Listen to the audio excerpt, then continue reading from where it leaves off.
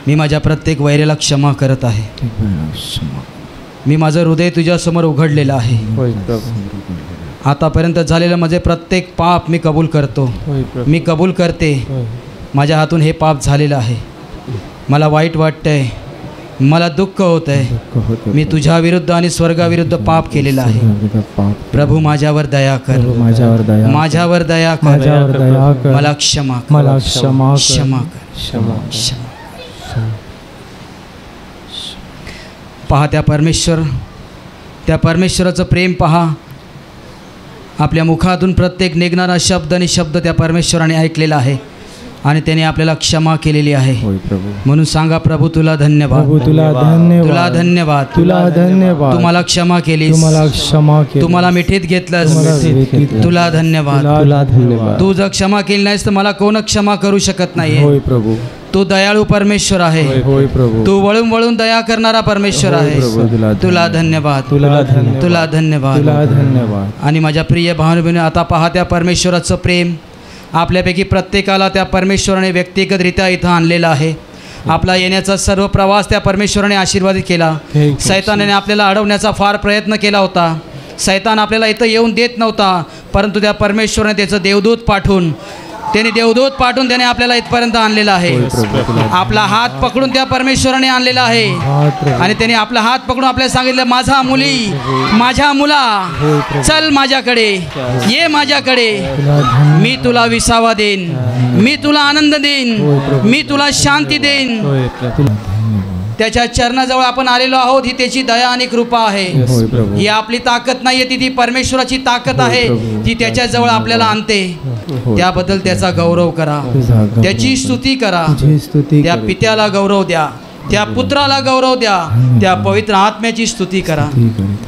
पित्याचा गौरव, पुत्राचा गौरव, आत्म्याचा गौरव करा. पित्याचा गौरव, पुत्राचा गौरव, आत्म्याचा गौरव करा. पिता माझा देव, पुत्र माझा तारक, आत्मा माझा कैवारी. पिता माझा देव, पुत्र माझा तारक, आत्मा माझा कैवारी. पित्याचा गौरव, पुत्राचा गौरव, आत्म्याचा गौरव करा. पित्याचा गौरव, पुत्राचा गौरव, आत्म्याचा गौरव करा. पिता देतो प्रेम, पुत्र देतो शांती, आत्मा देतो कृपादान. पिता देतो प्रेम, पुत्र देतो शांती, आत्मा देतो कृपादान. पित्याचा गौरव, पुत्राचा गौरव, आत्म्याचा गौरव करा. पित्याचा गौरव, पुत्राचा गौरव, आत्म्याचा गौरव करा. पिता माझा स्वर्गी, पुत्र माझा साथी, आत्मा माझ्या अंतरी. पिता माझा स्वर्गी, पुत्र माझा साथी, आत्मा माझ्या अंतरी. पित्याचा गौरव, पुत्राचा गौरव, आत्म्याचा गौरव करा. पित्याचा गौरव, पुत्राचा गौरव, आत्म्याचा गौरव करा. आत्म्याचा गौरव करा. आत्म्याचा गौरव करा. धन्यवाद द्या त्या परमेश्वराला. प्रत्येकाने मुख उघडा. हे मुख त्या परमेश्वराने आपल्याला दिलेले आहे. हे तोंड त्या परमेश्वराने आपल्याला दिलेले आहे. या मुखातून त्या परमेश्वराची स्तुती करा. तो परमेश्वर स्तुतीस असा पात्र असा परमेश्वर आहे. त्याने आपल्याला घडवण्या अगोदर हे सुंदर विश्वाची निर्मिती केलं. हे विश्व त्या परमेश्वराच्या प्रेमाचा पुरावा आहे. त्याने शब्दाच्या द्वारे सर्व काही अस्तित्वात आणलं. तो शब्द बोलत गेला आणि सर्व काही अस्तित्वात आलं. त्याने शब्दाच्या द्वारे आकाश निर्माण केलं. त्या आकाशामध्ये सूर्य, चंद्र व तारेची निर्मिती केली. त्याबद्दल त्याला धन्यवाद द्या. त्याची स्तुती करा. त्याने आपल्यासाठी सुंदर कोरडी जमीन निर्माण केली. त्या जमिनीसाठी तो आपल्यासाठी अन्न उपसवतो आणि आज आपण ते अन्न खात आहोत. हे त्या परमेश्वराचं प्रेम आहे. त्या प्रेमाबद्दल त्या परमेश्वराला धन्यवाद द्या. त्याने आपल्यासाठी सूर्य, चंद्र, तारे याची निर्मिती केली. तो आपल्या पृथ्वीवरती अन्न देतो. तो आपल्याला फळं देतो, फुलं देतो. त्यामुळे आपल्याला आनंद देतो. त्याबद्दल त्याला धन्यवाद द्या. त्याने आपल्यासाठी झाडे निर्माण केले. पशु, पक्षी, प्राणी त्याने आपल्यासाठी निर्माण केलेला आहे. त्याबद्दल त्याला धन्यवाद द्या. त्याची स्तुती करा. या सर्व प्राण्यावरती पशुपक्षी आपल्यावर अधिकार दिलेला आहे, त्या अधिकाराबद्दल त्याची स्तुती करा, त्याच्या नावाला उंचावा. सांगा प्रभू तुला धन्यवाद, तुला धन्यवाद. तू माझ्यासाठी सर्व काही निर्माण केलंस, त्याबद्दल मी तुझे आभार मानतो. तुम्हाला पिण्यासाठी पाणी दिलंस, तुम्हाला सूर्याचा प्रकाश दिलास, तुम्हाला शुद्ध हवा दिलीस, तुला धन्यवाद, तुला धन्यवाद. तू माझ्यासाठी फळं निर्माण केलीस, तुला धन्यवाद, तुला धन्यवाद. आणि आपल्या शरीराकडे पाहून त्या परमेश्वराचे गौरव करा. पहा आपल्या स्वतःच्या शरीराकडे आणि सांगा त्या प्रभू तुला धन्यवाद, तुला धन्यवाद. तुम्हाला सुंदर शरीर दिलंस, तुम्हाला चांगले हात दिलेस, तुम्हाला चांगले पाय दिलेस, तुम्हाला सुंदर शरीर दिलंस. शरीराच्या प्रत्येक अवयवाबद्दल त्या परमेश्वराची स्तुती करा, त्याच्या नावाला उंचवा. हे शरीर आज त्या परमेश्वराची आपल्याला देणगी आहे. या शरीराचा मध्ये जो आत्मा आपल्यामध्ये चालू आहे, आज आपण जिवंत आहोत, हे त्या परमेश्वराचं प्रेम आहे, त्याबद्दल त्याला धन्यवाद द्या, त्याची स्तुती करा. ही वेळ त्या आपल्याला दिलेली आहे. आज आपल्याला वेळ आहे या परमेश्वराचे गौरव करण्यासाठी. हा क्षण आपल्याला त्या परमेश्वराने दिलेला आहे. आपल्या शरीराकडे पाहून त्या परमेश्वराचे गौरव करा. सुंदर डोळे त्या परमेश्वराने आपल्याला दिलेले आहे, म्हणून आज आपण त्याचे चमत्कार पाहू शकतो. आपल्याला सुंदर कान दिलेले आहेत, म्हणून आपण त्याची वचन ऐकू शकतो. आपल्या चांगले हात आणि पाय दिलेले आहेत, म्हणून टाळ्या वाजून त्या परमेश्वराची स्तुती करू शकतो. हे हात त्या परमेश्वराने दिलेला आहे. मोठ्याने टाळ्या वाजून त्या परमेश्वराला धन्यवाद द्या. धन्यवाद, धन्यवाद, धन्यवाद. प्रभू तुला धन्यवाद, प्रभू तुला धन्यवाद, धन्यवाद, धन्यवाद, धन्यवाद, धन्यवाद, धन्यवाद, धन्यवाद, धन्यवाद, धन्यवाद, धन्यवाद, धन्यवाद, धन्यवाद. तो परमेश्वर प्रेमाचा सागर आहे. त्याने आपल्याला सुंदर कुटुंब देऊन आशीर्वादित केलेला आहे. आपल्या कुटुंबाकडे पाहून त्या परमेश्वराची स्तुती करा. आपल्या पतीकडे, आपल्या पत्नीकडे पहा, आपल्या मुलाबाळांकडे पहा. सुंदर कुटुंब त्या परमेश्वराने आपले दिलेलं आहे.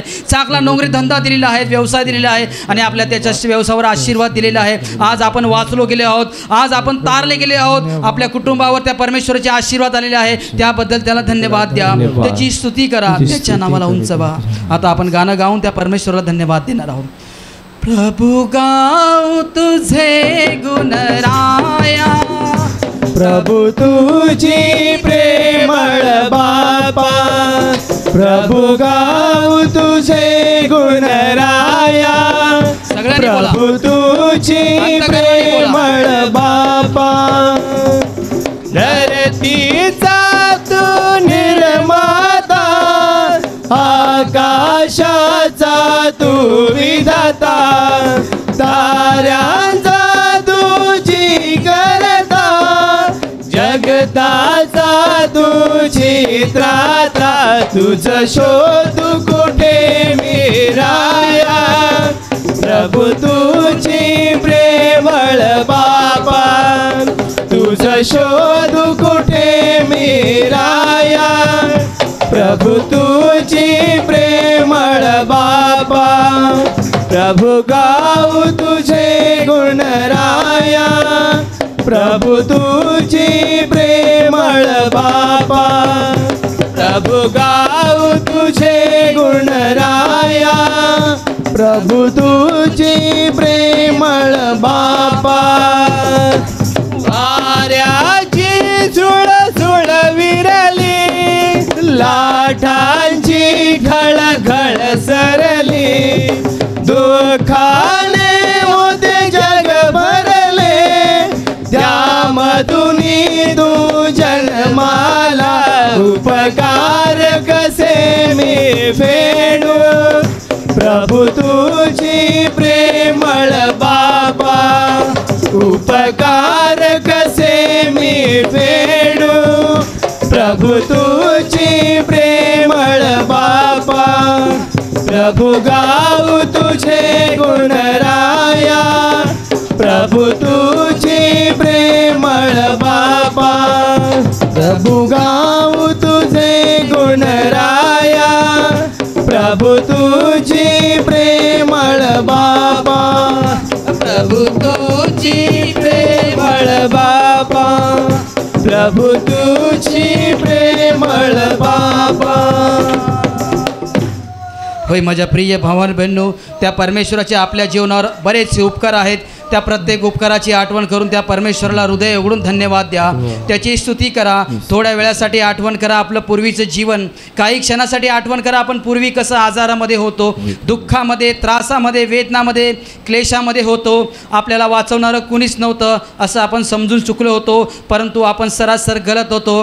त्या परमेश्वराचं प्रेम आपल्याकडे पाहत होतो. ते परमेश्वराची नजर आपल्यावरती होती. होती आणि योग्य वेळेला त्याने आपल्याला त्या अंधकारातून बाहेर काढलं, त्याच्या दिव्य प्रकाशात आणलं, आपल्याला आजारातून बरं केलं आणि त्याने आपल्याला नवीन जीवन दिलेलं आहे. त्या जीवनाबद्दल त्या परमेश्वराला धन्यवाद द्या, त्याची स्तुती करा. आपले क्लेश त्याने वाहिले, आपले सर्व दुःख घेतले. आज आपल्या हृदयामध्ये जो आनंद आहे तो त्या परमेश्वराच्या पुत्रामुळे आहे, त्या येशू ख्रिस्तामुळे आपल्याला आनंद मिळाला आहे. त्याचं वचन सांगतं की मी तुम्हाला आपली शांती देण्यासाठी आलो आहे आणि ती विपुल प्रमाणासाठी दिलेलं आलेलो आहे. त्या परमेश्वराचं प्रेम आपल्यावर अगणित आहे. त्याने आपल्याला आनंद दिलेला आहे, त्याने आपल्याला शांती दिलेली आहे, त्याने आपल्याला शांतीने भरून काढलेलं आहे, त्याने आपल्याला प्रेमाने भरून काढलेलं आहे. आज आपण खरोखर आनंदित आहोत, आपल्या हृदयामध्ये आनंद आहे, त्याबद्दल त्याला धन्यवाद द्या, त्याची स्तुती करा. ही शांती त्या परमेश्वराने आपल्याला दिलेली आहे. आज आपल्याला भिण्याची गरज नाही आहे, आज आपल्या मनामध्ये कसलीच भीती नाही आहे, कारण की तो परमेश्वर, तो जीवनदाता, तो मुक्तीदाता, तो तारणारा, तो वाचवणारा आपल्या बरोबर आहे. त्याबद्दल त्याला धन्यवाद द्या, त्याची स्तुती करा. आज आपण सर्वजण वाचलो गेलेलो आहोत, आज आपण सैतानाच्या बंधनातून सोडले गेलेले आहोत. त्या सैतानाच्या हातातून आपण पिडले जात होतो आणि सैतान आपल्याला आजार आजार आजार आणि दुःख देत होता, परंतु येशू ख्रिस्ताने आपला हात पकडला आणि त्याच्या राज्यात आणलं. आज आपल्या जीवनामध्ये आनंद आहे, शांती आहे. जेव्हा जेव्हा आपण अशांत असतो तेव्हा तो परमेश्वर आपला हात पकडतो, आपल्याला व्यंगेत घेतो आणि सांगतो, माझ्या मुली, माझ्या मुला, मी तुझ्या बरोबर आहे, युगाच्या शेवटच्या क्षणापर्यंत मी तुझ्या सोबत आहे. हे अभिवचन त्याने आपल्याला दिलेलं आहे, त्याबद्दल त्याला धन्यवाद द्या. त्याचा अनुभव घेऊन पाहतो किती चांगला आहे. होय, तो खरोखर चांगला आणि चांगला आहेस. त्याची स्तुती करा, त्याच्या नावाला उंचवा. तारक तो सामर्थ्य तो येशू देव युग युग आहे. तारक तो सामर्थ्य तो येशू देव युग युग आहे. हालेलुया, होसाना, हालेलुया,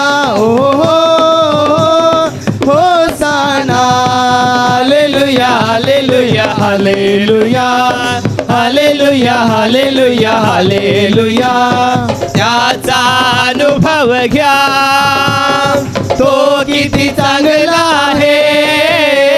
त्याचा अनुभव घ्या, अंतःकरणातून बोला, तो किती चांगला आहे. सैतानी पाशातून आम्हाला सोडवितो, सैतानी पाशातून आम्हाला सोडवितो. तारक तो सामर्थ्य तो येशू देव युग युग आहे. तारक तो सामर्थ्य तो येशू देव युग युग आहे. Hallelujah, hosanna, hallelujah, hosanna, hallelujah, hallelujah, hallelujah, hallelujah, hallelujah, hallelujah. चला हो आता त्याकडे महिमा स्तुतीवर हो. चला हो आता त्याकडे महिमा स्तुतीवर हो. स्वर्गीच्या देवाला असेच गीत गाओ, स्वर्गीच्या देवाला असेच गीत गाओ. तारक तो सामर्थ्य तो येशू देव युग युग आहे. तारक तो सामर्थ्य तो येशू देव युग युग आहे. Hallelujah, hosanna, hallelujah, hosanna, hallelujah, hallelujah, hallelujah, hallelujah, hallelujah, hallelujah, hallelujah, hallelujah, hallelujah, hallelujah, hallelujah, hallelujah. होय माझ्या प्रिय भावानं बहिणींनो, धन्यवाद द्या त्या परमेश्वराला. धन्यवाद. स्तुती करा त्या परमेश्वराची. त्या परमेश्वराने आपल्या चांगले हात पाय बुद्धी ज्ञान दिलं होतं, परंतु आपण या हातापायाने पापं केले, या हातापायाने आपण वाईट कामं केले, या बुद्धीने वाईट विचार केले आणि आपण पाप करून सैतानाचं ऐकून नरकाच्या दिशेने वाटचाल करत होतो आणि एक दिवशी आपला नाश होणार होता. परंतु त्या परमेश्वर पित्याचे, त्या निर्माणकर्त्याचे प्रेम पहा. तो स्वर्गातून सर्व काही पाहत होता आणि त्याने आपल्यावर दया केली. त्याच्या पुत्राच्या द्वारे आपल्याला तारणाची आशा दिली, आपल्याला स्वर्गाची आशा दिली. तोच्या स्वर्गीय पुत्राला एक स्वर्गात न राखून ठेवता त्याने आपल्यासाठी दिला. बायबल सांगते की देवाने जगावर एवढं प्रेम केलं की त्याने आपला एकुलता एक पुत्र दिला, अशासाठी की जो कोणी त्याच्यावर विश्वास ठेवतो त्याचा नाश होऊ नये, तर त्याला अनंतकालीन जीवन प्राप्त व्हावे. आपल्याला अनंतकालीन जीवनात घेऊन जाण्यासाठी तो स्वर्गीय पुत्र, स्वर्गातील पित्याचा पुत्र येशू ख्रिस्त आपल्यासाठी या पृथ्वीवरती आला. त्याबद्दल त्याला धन्यवाद द्या. त्याची स्तुती करा. तो नुसता आलाच नाहीये, तर आपल्या सर्व पापांची शिक्षा जी आपल्याला नरकात मिळणार होती ती सर्व शिक्षा त्याने स्वदेहावर घेतली. आपल्यासाठी त्याने हाल अपेष्ट्या सहन केली. आपल्यासाठी त्याने डोक्यावरती विषारी काट्याचा मुकुट झेलला. तो मुकुट आपल्यासाठी होता, त्या वेदना आपल्यासाठी होत्या, तो त्रास आपल्यासाठी होता. परंतु आपले क्लेश त्यांनी वाहिले, आपले दुःख त्यांनी घेतले, आपले आजार त्यांनी घेतले. बायबल सांगते की त्याला बसलेल्या माराने तुम्ही निरोगी झालात. त्याला म्हणजे येशूला फटके पडले म्हणून आज आपण निरोगी आहोत. त्याबद्दल त्याला धन्यवाद द्या. त्याची स्तुती करा. सांगा प्रभू तुला धन्यवाद, तुला धन्यवाद. तू माझ्यासाठी स्वर्ग सोडून पृथ्वीवरती आलास. तू माझ्या सर्व पापांची शिक्षा घेतलीस. माझ्यासाठी तू क्रूसावर बलिदान दिलंस. तुला धन्यवाद, तुला धन्यवाद. तू मला वाचवलंस, तू माझं तारण केलंस, तू मला सैतानाच्या बंधनातून सोडवलंस. मला कोणच वाचू शकत नव्हतं. मी बुडालो होतो, मी संपणार होतो, माझा नाश होणार होता. परंतु तू मला नाशाच्या दरीतून बाहेर काढलंस आणि आज मी आनंदी जीवन जगत आहे. प्रभू येशू तुला धन्यवाद, तुला धन्यवाद, तुला धन्यवाद. तुझ्या बलिदानाबद्दल तुला धन्यवाद, तुझ्या क्रूसाबद्दल तुला धन्यवाद, तुला धन्यवाद, तुला धन्यवाद. मानवाच्या उतारा प्रभु दयेच्या सागरा, मानवाच्या उद्धारा प्रभु दयेच्या सागरा. पतित मानवा तारायाला, पतित मानवा तारायाला. भूवरी तू अवतरला, भूवरी तू अवतरला. कृषी मरुनी प्राण दिधला, कृषी मरुनी प्राण दिधला. तारियले तू जगताला, मानवाच्या उद्धारा प्रभु दयेच्या सागरा. मानवाच्या उद्धारा प्रभु दयेच्या सागरा. प्रभु ख्रिस्ताच्या बलिदानाने, प्रभु ख्रिस्ताच्या बलिदानाने. आम्हा तारिले रक्ताने, आम्हा तारिले रक्ताने. राज्य मोडिले सैतानाचे, राज्य मोडिले सैतानाचे. द्वार उघडिले स्वर्गीचे. मानवाच्या उद्धारा प्रभु दयेच्या सागरा. मानवाच्या उद्धारा प्रभु दयेच्या सागरा. मानवाच्या उद्धारा प्रभु दयेच्या सागरा. प्रभु दयेच्या सागरा, प्रभु दयेच्या सागरा. आणि आता आपण त्या महान परमेश्वराची आराधना करणार आहोत. मन गुडघ्यावर या.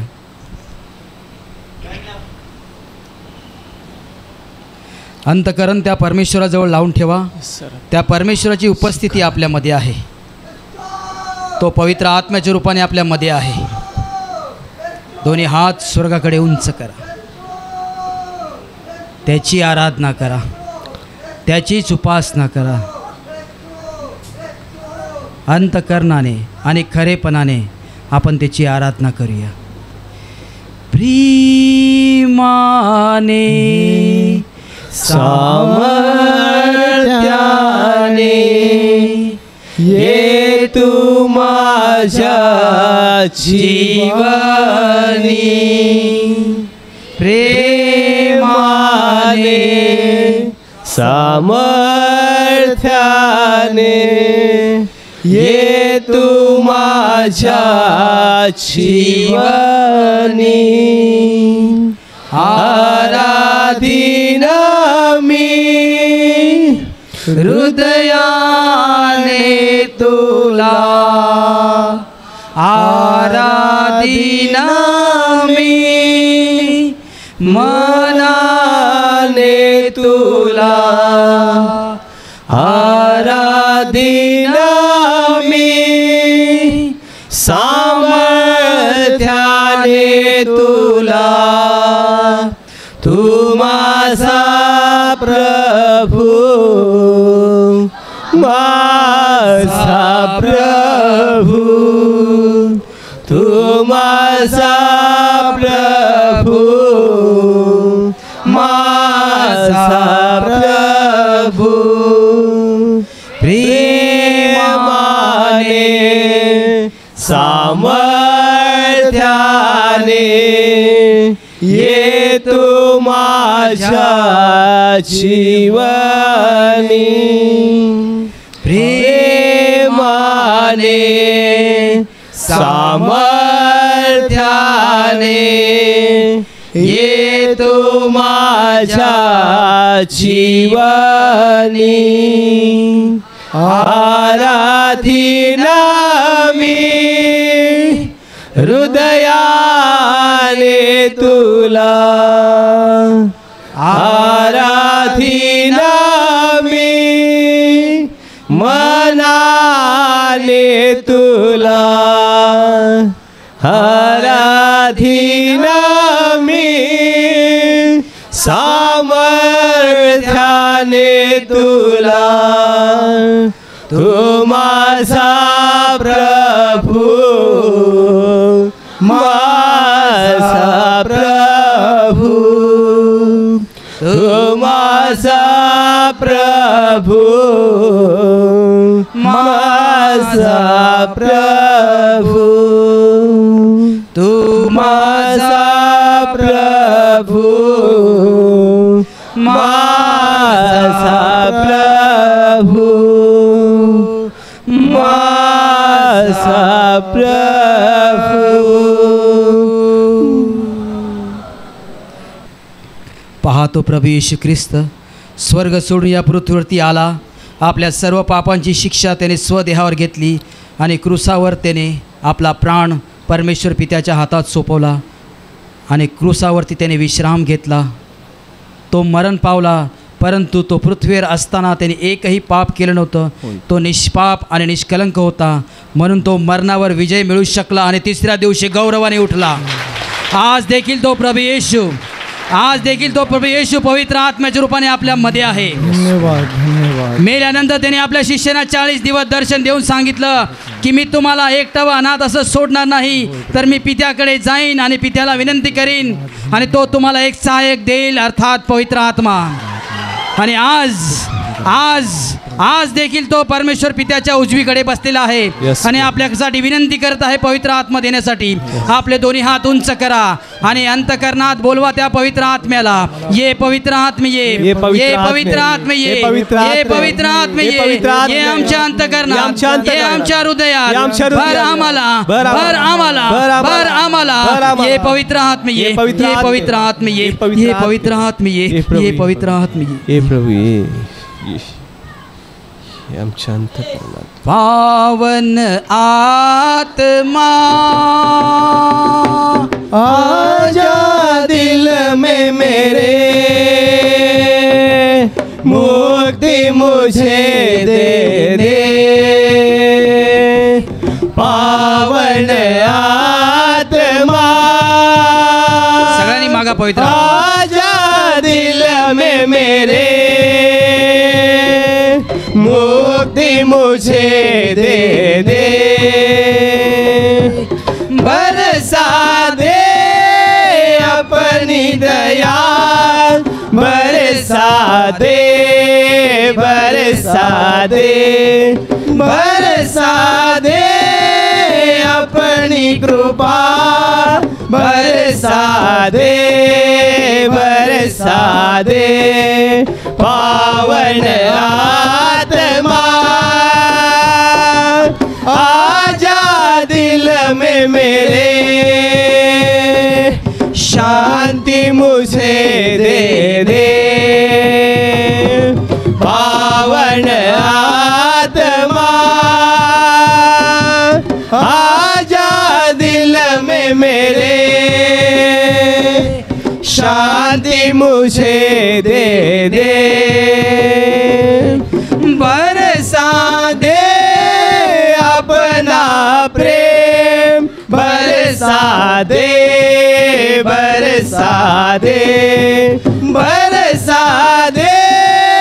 अपना दान बरसा दे पावन आत्मा आजा दिल में मेरे शक्ति मुझे दे दे पावन आत्मा आजा दिल में मेरे शक्ति मुझे दे दे पावन आत्मा आजा दिल में मेरे मुक्ति मुझे दे दे पावन आत्मा आजा दिल में मेरे मुक्ति मुझे दे दे मुक्ति मुझे दे दे मुक्ति मुझे दे दे धन्यवाद पवित्र आत्मा धन्यवाद पवित्र धन्यवाद पवित्र आत्मा धन्यवाद धन्यवाद पवित्र आत्मा धन्यवाद thank you Holy spirit thank you Holy spirit thank you Holy spirit thank you Holy spirit hallelujah hallelujah hallelujah धन्यवाद प्रभु यीशु धन्यवाद प्रभु Yeshu hallelujah hallelujah hallelujah ज्यांच्याजवळ Bible आहे त्याने उघडायचं आहे प्रेषितांची कृत्य अध्याय 14 वचन 22 प्रेषितांची कृत्ये अध्याय 14 वचन 22 मी वाचून दाखवते सर्वजण लक्ष द्या आणि शिष्यांची मने स्थिरावून त्यांनी त्यांना असा बोध केला की विश्वासात टिकून रहा कारण आपणाला पुष्कळ संकटात टिकून देवाच्या राज्यात जावे लागते hallelujah hallelujah hallelujah hallelujah hallelujah या ठिकाणी आपण वचन वाचलं जिथे येशूचे शिष्य पौल आणि बर्नबा ज्यांनी अनेक गावागावात आणि नगरानगरात सुवार्ता सांगितली होती म्हणजे येशूच्या नावाची घोषणा केली होती त्या ठिकाणी जाऊन ते लोकांना पुन्हा बोध करत आहेत म्हणजे ज्या गावात किंवा ज्या नगरात जाऊन त्यांनी आधीच सुवार्ता सांगितली लोकांनी येशूला स्वीकारलं येशूवर विश्वास ठेवला येशूकडे प्रार्थना करायला लागले त्या लोकांकडे ते पुन्हा जात आहेत आणि पुन्हा गेल्यानंतर पण ते त्यांना बोध करत आहेत शिकवत आहेत सल्ला देत आहेत आणि मार्गदर्शन करत आहेत त्यामधला एक महत्त्वाचा बोध इकडे लिहिलेला आहे ते त्यांना असं सांगत होते विश्वासामध्ये टिकून रहा कारण आपणाला पुष्कळ संकटात टिकून देवाच्या राज्यात जावे लागते हालेलुया हालेलुया हालेलुया हालेलुया फार महत्त्वाचा बोध आहे विश्वासात टिकून रहा कारण आपणाला पुष्कळ संकटात टिकून देवाच्या राज्यात जावे लागते तुमच्यापैकी जे लोक पहिल्यांदा प्रार्थनेसाठी आले आणि पहिल्याच दिवशी त्यांना देवाचा फार मोठा अनुभव आला, तेव्हा तुमच्या हृदयात केवढा आनंद होता, केवढा आनंद. हे आम्हाला आधी माहिती असतं किती बरं झालं असतं. पैसे वाचले असते, श्रम वाचले असते, एवढं दुःख सोसावं लागलं नसतं. अनेकांनी देवाच्या राज्यात फार मोठे अनुभव घेतले आणि त्या अनुभवाच्या वेळेला सुरुवातीला तुम्ही खूप आनंदी झालात, पण नंतर जसं जसं तुम्ही विश्वासाचा प्रवास सुरू ठेवलात तसं तसं तुमच्या लक्षात आलं असेल की हा प्रवास एका बाजूने आनंदमय आहे आणि दुसऱ्या बाजूने दुःखमय आहे. एका बाजूने आनंदमय आहे का, देव आमच्या बरोबर आहे, देवाची कृपा आमच्या सोबत आहे, देवाचं प्रेम आमच्या जीवनात आहे आणि आम्ही देवाला ओळखलं, हा आनंद आहे. Hallelujah, hallelujah. पण हा प्रवास करत असताना जेव्हा अडथळे येतात, जेव्हा संकट येतात, तेव्हा मग कधी कधी प्रश्न पडतो, आपण बरोबर चाललोय का, बरोबर चाललाय का, की आता थांबवायला पाहिजे, हा प्रवास बंद करायला पाहिजे, विश्वासातून मागे यायला पाहिजे. तुमच्यापैकी जितक्यांनी येशू ख्रिस्ताला आपला प्रभू आणि तारणारा म्हणून स्वीकारलेला आहे आणि जितक्यांनी मनाशी पक्का निश्चय केला आहे, मरेपर्यंत मी येशूला धरून राहणार आहे, काहीही हो, काहीही हो, कितीही किंमत मोजायला लागो, परंतु मी येशूला धरून राहणार आहे. त्या तुम्हा सगळ्यांसाठी आजचं प्रवचन, आजचं हे वचन फार मोलाचं आहे. नीट कान देऊन ऐका. देवाच्या राज्यात प्रवास करणं आनंदमय आहे आणि क्लेशसुद्धा आहेत. पौल सल्ला देतोय, बोध करत आहे, विश्वासामध्ये टिकून राहा. कारण काय आहे, आपणाला पुष्कळ संकटात टिकून देवाच्या राज्यात जावे लागते. तुम्ही जेव्हा एखाद्या व्यक्तीचं दुःख बघता तेव्हा तुम्ही त्यांना सांगता, प्रार्थनेला येणार का माझ्याबरोबर, तू तिकडे आलीस ना तर बरी होशील, तू तिकडे आलास ना तर तुझी दारू सुटेल, तू तिकडे आलास ना तर असं होईल तसं होईल. आणि ते सगळं बरोबर आहे, तुम्ही काहीही चुकीचं सांगत नाही, काहीच चुकीचं सांगत नाही. जेव्हा आपण कुणाला देवाच्या राज्यात याचं आमंत्रण देतो तेव्हा देवाच्या आशीर्वादाबद्दल, देवाच्या प्रेमाबद्दल, देवाच्या कृपेबद्दल त्यांना सांगतो. परंतु आपल्याला मात्र देवाचं वचन सांगत आहे, आपल्याला पुष्कळ संकटात टिकून देवाच्या राज्यात जायचं आहे. म्हणजे या विश्वासाच्या प्रवासामध्ये संकट आहेत, अडथळे आहेत, क्लेश आहेत, त्रास आहेत, वेदना आहेत, हे विसरून चालता येणार नाही. जर आपण असं समजलो की या विश्वासाच्या प्रवासात आम्हाला फक्त आनंद आनंद आणि फक्त आनंद बघायचा आहे, अडथळे नको आहेत, दुःख नको आहेत, क्लेश नको आहेत, हालेलुया, असं जर तुम्हाला वाटत असेल तर मग तुम्ही चुकत आहात. म्हणून हे लक्षात घ्या, तुम्ही जेव्हा कधी आमची प्रवचन ऐकली आहेत किंवा आम्ही तुम्हाला जे काही शिकवतो तुम्ही ऐकलं आहे, आम्ही तुम्हाला अशी कधीच गॅरंटी दिली नाही की येशूकडे आल्यानंतर 100% तुमच्या जीवनामध्ये कधीच आजार येणार नाही, कधीच दुःख येणार नाही, कधीच संकट येणार नाही. गॅरंटी ही नाही आहे, खात्री ही नाही आहे. खात्री ही आहे, संकट येवोत, दुःख येवोत, पण तो तुमच्याबरोबर राहील, तो तुम्हाला त्यातून बाहेर काढेल.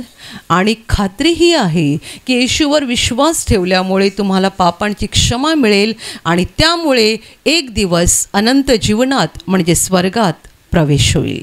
Hallelujah, hallelujah, hallelujah. पण जोपर्यंत आपण या जगामध्ये आहोत तोपर्यंत आपल्यावर संकट येणार, दुःख येणार. आणि तुम्ही जर येशूचा हात घट्ट धरायचं ठरवलं आहे तर सैतान तुम्हाला अधिक त्रास देणार, अधिक छळणार. ज्या वेळेला आपण अंधारामध्ये होतो, आपण सगळेजण, तुम्ही असो, मी असो, कोणीही असो, जेव्हा आपण अंधारामध्ये होतो तेव्हा आपण कुठे होतो, आपण सैतानाच्या गुलामगिरीत होतो. म्हणजे कुठे होतो, त्याच्या अंधाराने भरलेल्या जेलमध्ये होतो, अंधाराने भरलेल्या कोठडीमध्ये होतो. आपला प्रभू, आपला मुक्तिदाता येशू ख्रिस्त त्या तुरुंगाच्या दरवाजाजवळ आला, त्याने आपल्यासाठी दार उघडलं आणि आपल्याला हात देऊन बाहेर काढलं. म्हणून बायबल असं म्हणतं, जे ठेचले जात आहेत त्यांना सोडवावे, म्हणून तो या जगात आला. जे ठेचले जात आहेत, सैतानाच्या त्या अंधारवाड्यामध्ये आपण ठेचले जात होतो. येशूने आपल्याला बाहेर काढलं आणि सांगितलं, पळा इकडून, सैतानाच्या अंधारवाड्यातून बाहेर पळा. त्याने आपल्याला बाहेर काढलं, त्याने आपल्याला मुक्त केलं. आपला प्रभू आणि मुक्तिदाता याने आपल्याला सैतानाच्या गुलामगिरीतून बाहेर काढलं. आणि जेव्हापासून त्याने आपल्याला बाहेर काढलेलं आहे, तेव्हापासून तो दुष्ट आपल्या मागे लागलेला आहे. त्याला आपल्याला खेचायचं आहे आणि परत त्या अंधाराने भरलेल्या तुरुंगामध्ये आपल्याला कोंबायचं आहे, अशासाठी की आपण त्याच्या हातातून दुःख, छळ, वेदना भोगत राहायला पाहिजे, पाप करत राहायला पाहिजे. जगामध्ये बघा काय चाललेलं आहे. लोक वाईट कामं करतात, शिक्षा भोगतात, वाईट कामं करतात, शिक्षा भोगतात, वाईट कामं करतात, शिक्षा भोगतात. आणि किती वाईट आहे सांगा जगामध्ये, किती वाईट आहे. कल्पना करता येणार नाही आणि वर्णन करता येणार नाही, एवढं वाईट जगामध्ये सुरू आहे. कल्पना करता येणार नाही, वाईट आपण वर्णन करू शकत नाही, एवढं वाईट जगामध्ये सुरू आहे. आणि तरी पण कोणाला शुद्ध येत नाही आहे, कोणी भानावर येत नाही आहे, कारण ते सगळे आहेत अंधाराच्या जेलमध्ये. आपण पण तिकडेच होतो आणि येशू ख्रिस्ताने आपल्याला सोडवलं, पण आपण पुन्हा एकदा त्या अंधाराच्या जेलवाड्यामध्ये जावं म्हणून सैतान अहोरात्र आपल्या मागे लागलेला आहे. म्हणून तो आपल्याला छळतो, त्रास देतो, अडथळे आणतो आणि पुन्हा एकदा त्या तुरुंगामध्ये खेचण्यासाठी आपल्याला प्रयत्न करतो. आणि म्हणून आपल्याला सल्ला दिला जात आहे, आपणाला पुष्कळ संकटात टिकून म्हणजे संकट आल्यानंतर आपण टिकतो की पडतो, आपण टिकतो की माघार घेतो, हे महत्त्वाचं आहे. Hallelujah, hallelujah. जेव्हा फार जोरदार वादळ होते, जोरदार वादळ, त्यावेळेला काही उंच झाडं वाकतात. वारा एवढा जोराने वाहत असतो की त्यांना उभं राहायची ताकद नसते, ते वाकतात. पण खूप वेळ वाकून राहिल्यानंतर ज्या वेळेला वादळ थांबतं तेव्हा ते पुन्हा सरळ उभे राहतात. तेव्हा आपण म्हणतो, हे झाड वादळामध्ये टिकून राहिलं. आणि काही झाडं असतात वादळामध्ये थोडा वेळ तग धरतात, काही अशी असतात लगेचच उन्मळून पडतात. काही झाडं थोडा वेळ तग धरतात, थोड्या वेळानंतर पडतात. भल्ली भल्ली झाडं पण तुम्ही पडलेली पाहिली असतील. माझ्यापेक्षा तुम्हाला जास्त अनुभव आहे, तुम्ही झाडांच्या सहवासात राहताय. वादळामध्ये मोठाली झाडं पडतात, पण काही झाडं असतात वादळ सुरू असताना वाकतात. आणि आपण जेव्हा त्यांच्याकडे बघतो आपल्याला वाटतं पडणार, आता पडेल, आता पडेल, आता पडेल, पण ते काही केल्या पडत नाही. वादळ थांबलं की ते पुन्हा सरळ उभं राहते. आपल्याला देवाचं वचन हेच सांगत आहे, जेव्हा संकट येतं ना तेव्हा वाकून राहायचं असते. वाऱ्याला वाहू द्या. वाकून राहायचं म्हणजे काय? नमतेने घ्यायचं, लीनतेने वागायचं, नम्रपणे वागायचं. संकट आहे ना तोपर्यंत शांत राहायचं, संकट आहे ना तोपर्यंत धीर धरायचा, अडथळे आहेत ना तोपर्यंत देवाचा धावा करत राहायचं, फक्त देवाचा धावा करत राहायचं, देवासमोर रडत राहायचं, देवाला विनवण्या करत राहायचं. जग सांगेल की हे संपले, हे संपले, हे संपले, हा संपला, ही संपली, पण नाही. जर आपण देवाचा धावा करतोय आणि आपण जर त्याच्यावर आपली भिस्त आणि भरवसा ठेवलेला आहे, तर वादळ थांबल्यानंतर झाडं जशी परत उभी राहतात तशी संकटं निघून जातील आणि आपण मात्र पुन्हा एकदा उभे राहू, देवाच्या राज्यामध्ये स्थिर होऊ आणि मग आपण खऱ्या अर्थाने संकटामध्ये टिकून राहू. परंतु जे संकट आल्यानंतर म्हणतील, काय फायदा एवढी प्रार्थना केली मी, काय फायदा किती शनिवार मी प्रार्थनेला गेलो, काय फायदा मी एवढं बायबल वाचलं, काय फायदा मी असं केलं, काय फायदा मी तसं केलं, आणि असं बोलून जे आपलं मन खचवत राहतील ते असतील वादळामध्ये मुळासकट उन्मळून पडणारी झाडं. आणि आपल्याला तसं बनायचं नाही आहे, कारण आपलं अनंत जीवन 2 दिवसाच्या विश्वासाने आपल्याला मिळणार नाही आहे. स्वर्गातला आपला प्रवेश आपल्या 1 महिन्याच्या की 1 आठवड्याच्या विश्वासामुळे आपल्याला मिळणार नाही आहे. तर मरेपर्यंत जर आपण विश्वासामध्ये टिकून राहिलो तरच आपल्याला स्वर्ग प्रवेश मिळणार आहे. Hallelujah, hallelujah. म्हणूनच प्रकटीकरणाच्या पुस्तकात प्रभू येशू म्हणाला आहे, मरेपर्यंत विश्वासू रहा, म्हणजे मी तुला जीवनाचा मुकुट देईन. मरेपर्यंत. एक आठवड्याचा विश्वास, एक महिन्याचा विश्वास, एक वर्षाचा विश्वास नाही. एकदा मी येशूला ओळखलं आणि एकदा मी त्याला स्वीकारलं की आमच्या शरीरामध्ये शेवटचा श्वास असेपर्यंत आम्हाला त्याच्यावर विश्वास ठेवणं गरजेचं आहे. तरच अनंत जीवनात म्हणजे स्वर्गात आमचा प्रवेश होईल आणि आम्ही देवाबरोबर कायमचे, जसा देव कायमचा जिवंत आहे तसे आम्ही पण देवाबरोबर कायमचे जिवंत राहू. Hallelujah, hallelujah, hallelujah, hallelujah. पण ह्या सगळ्यासाठी महत्त्वाचं काय आहे? वचन म्हणतं विश्वासामध्ये टिकून राहा. टिकून. मी काही वेळा म्हणते, अनेक लोक विश्वासाच्या प्रवासात 7वी पास आणि 10वी नापास होतात. 1ली पास, 2री पास, 3री पास, 7वीपर्यंत पास झाले, 8वी 9वीला जेमतेम पास झाले, 10वीला नापास झाले. म्हणजे असं नाही आहे की एखादा माणूस आता नवा प्रार्थनेला यायला लागला, त्याच्यावर संकट आलं म्हणून तो ढळला. नाही. मी असे पण लोक बघितले आहेत ज्यांना विश्वासामध्ये 10 वर्षे झाली, 12 वर्षे झाली, 15 वर्षे झाली, पण जेव्हा काही मोठं संकट येतं तेव्हा ते गळून जातात, खचतात आणि मागे हटतात. म्हणून मी म्हणते, अनेक लोक देवाच्या राज्यात 7वीपर्यंत पोहोचतात, 7वीला पास होतात, 10वीला मात्र नापास होतात. हालेलुया.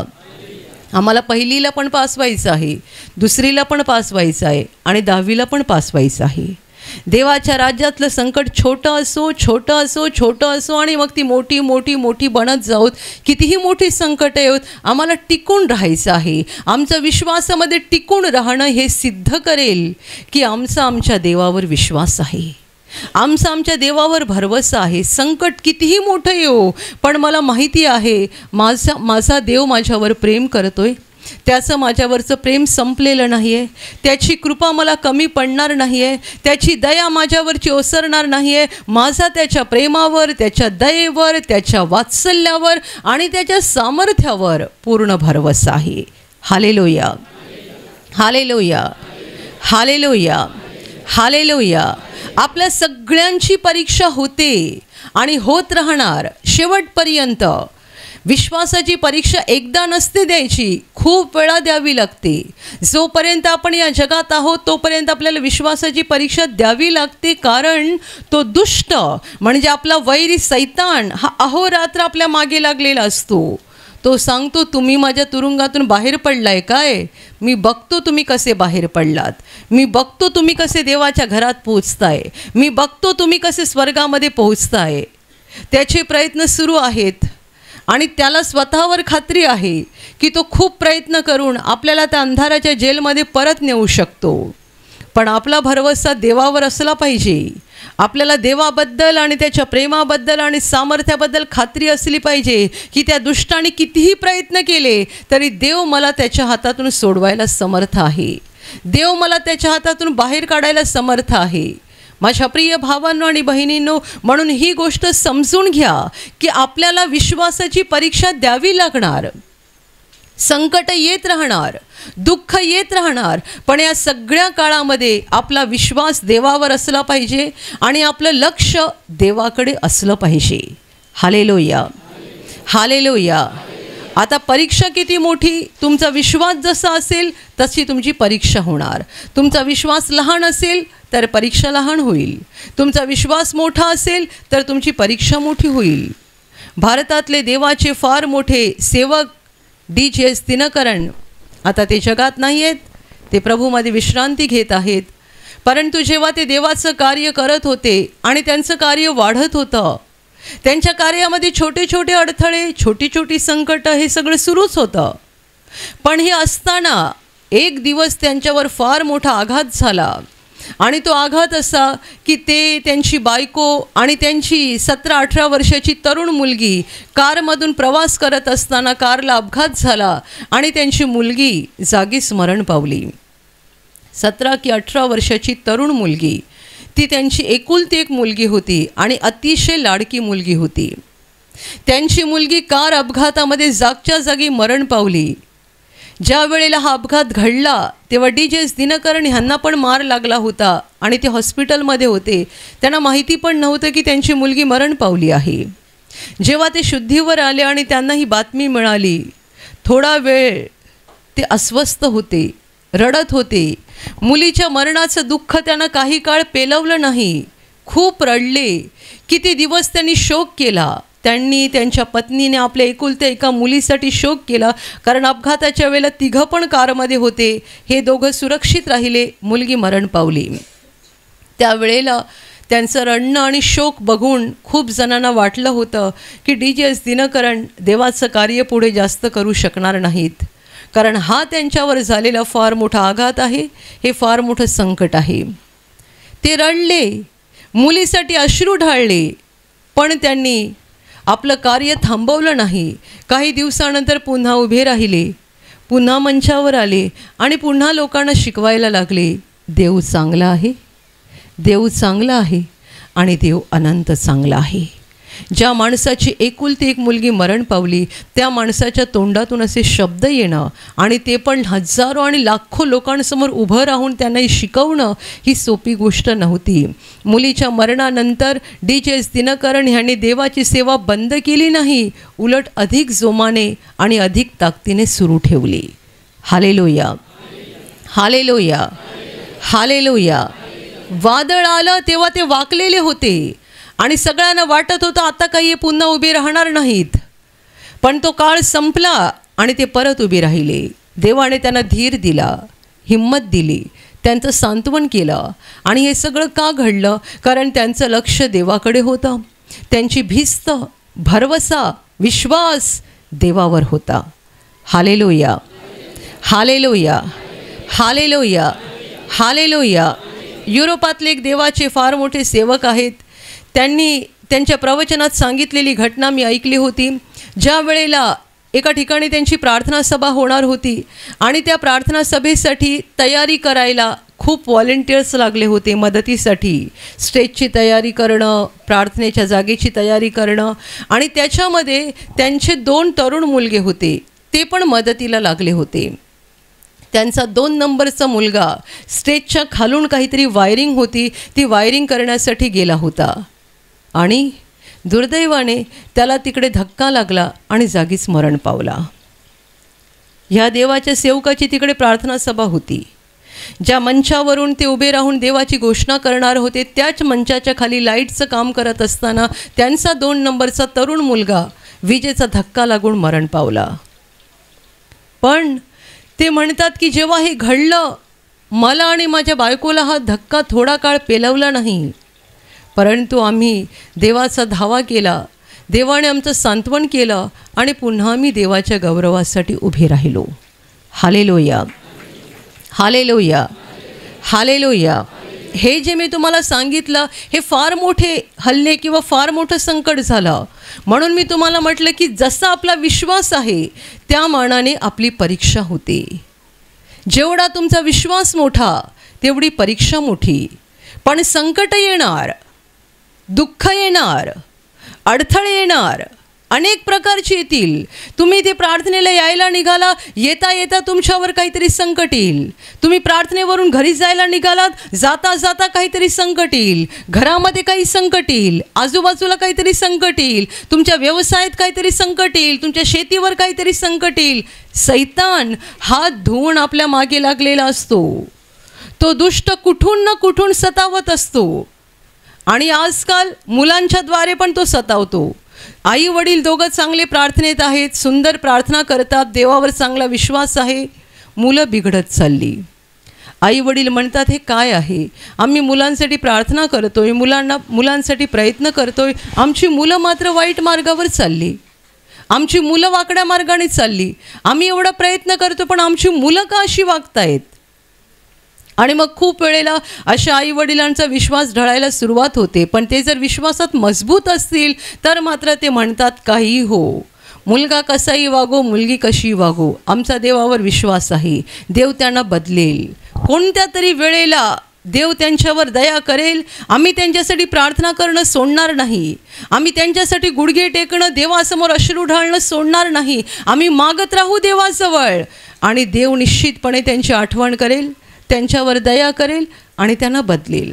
किती प्रकारची संकटं, अनेक प्रकारची, पण वचन असं म्हणतं विश्वासात टिकून राहा, कारण आपणाला पुष्कळ संकटात टिकून, पुष्कळ संकट, हे वाक्य लक्षात ठेवा, पुष्कळ संकट, एक संकट नाही, दोन संकट नाही, देवाचं वचन म्हणतं पुष्कळ संकट.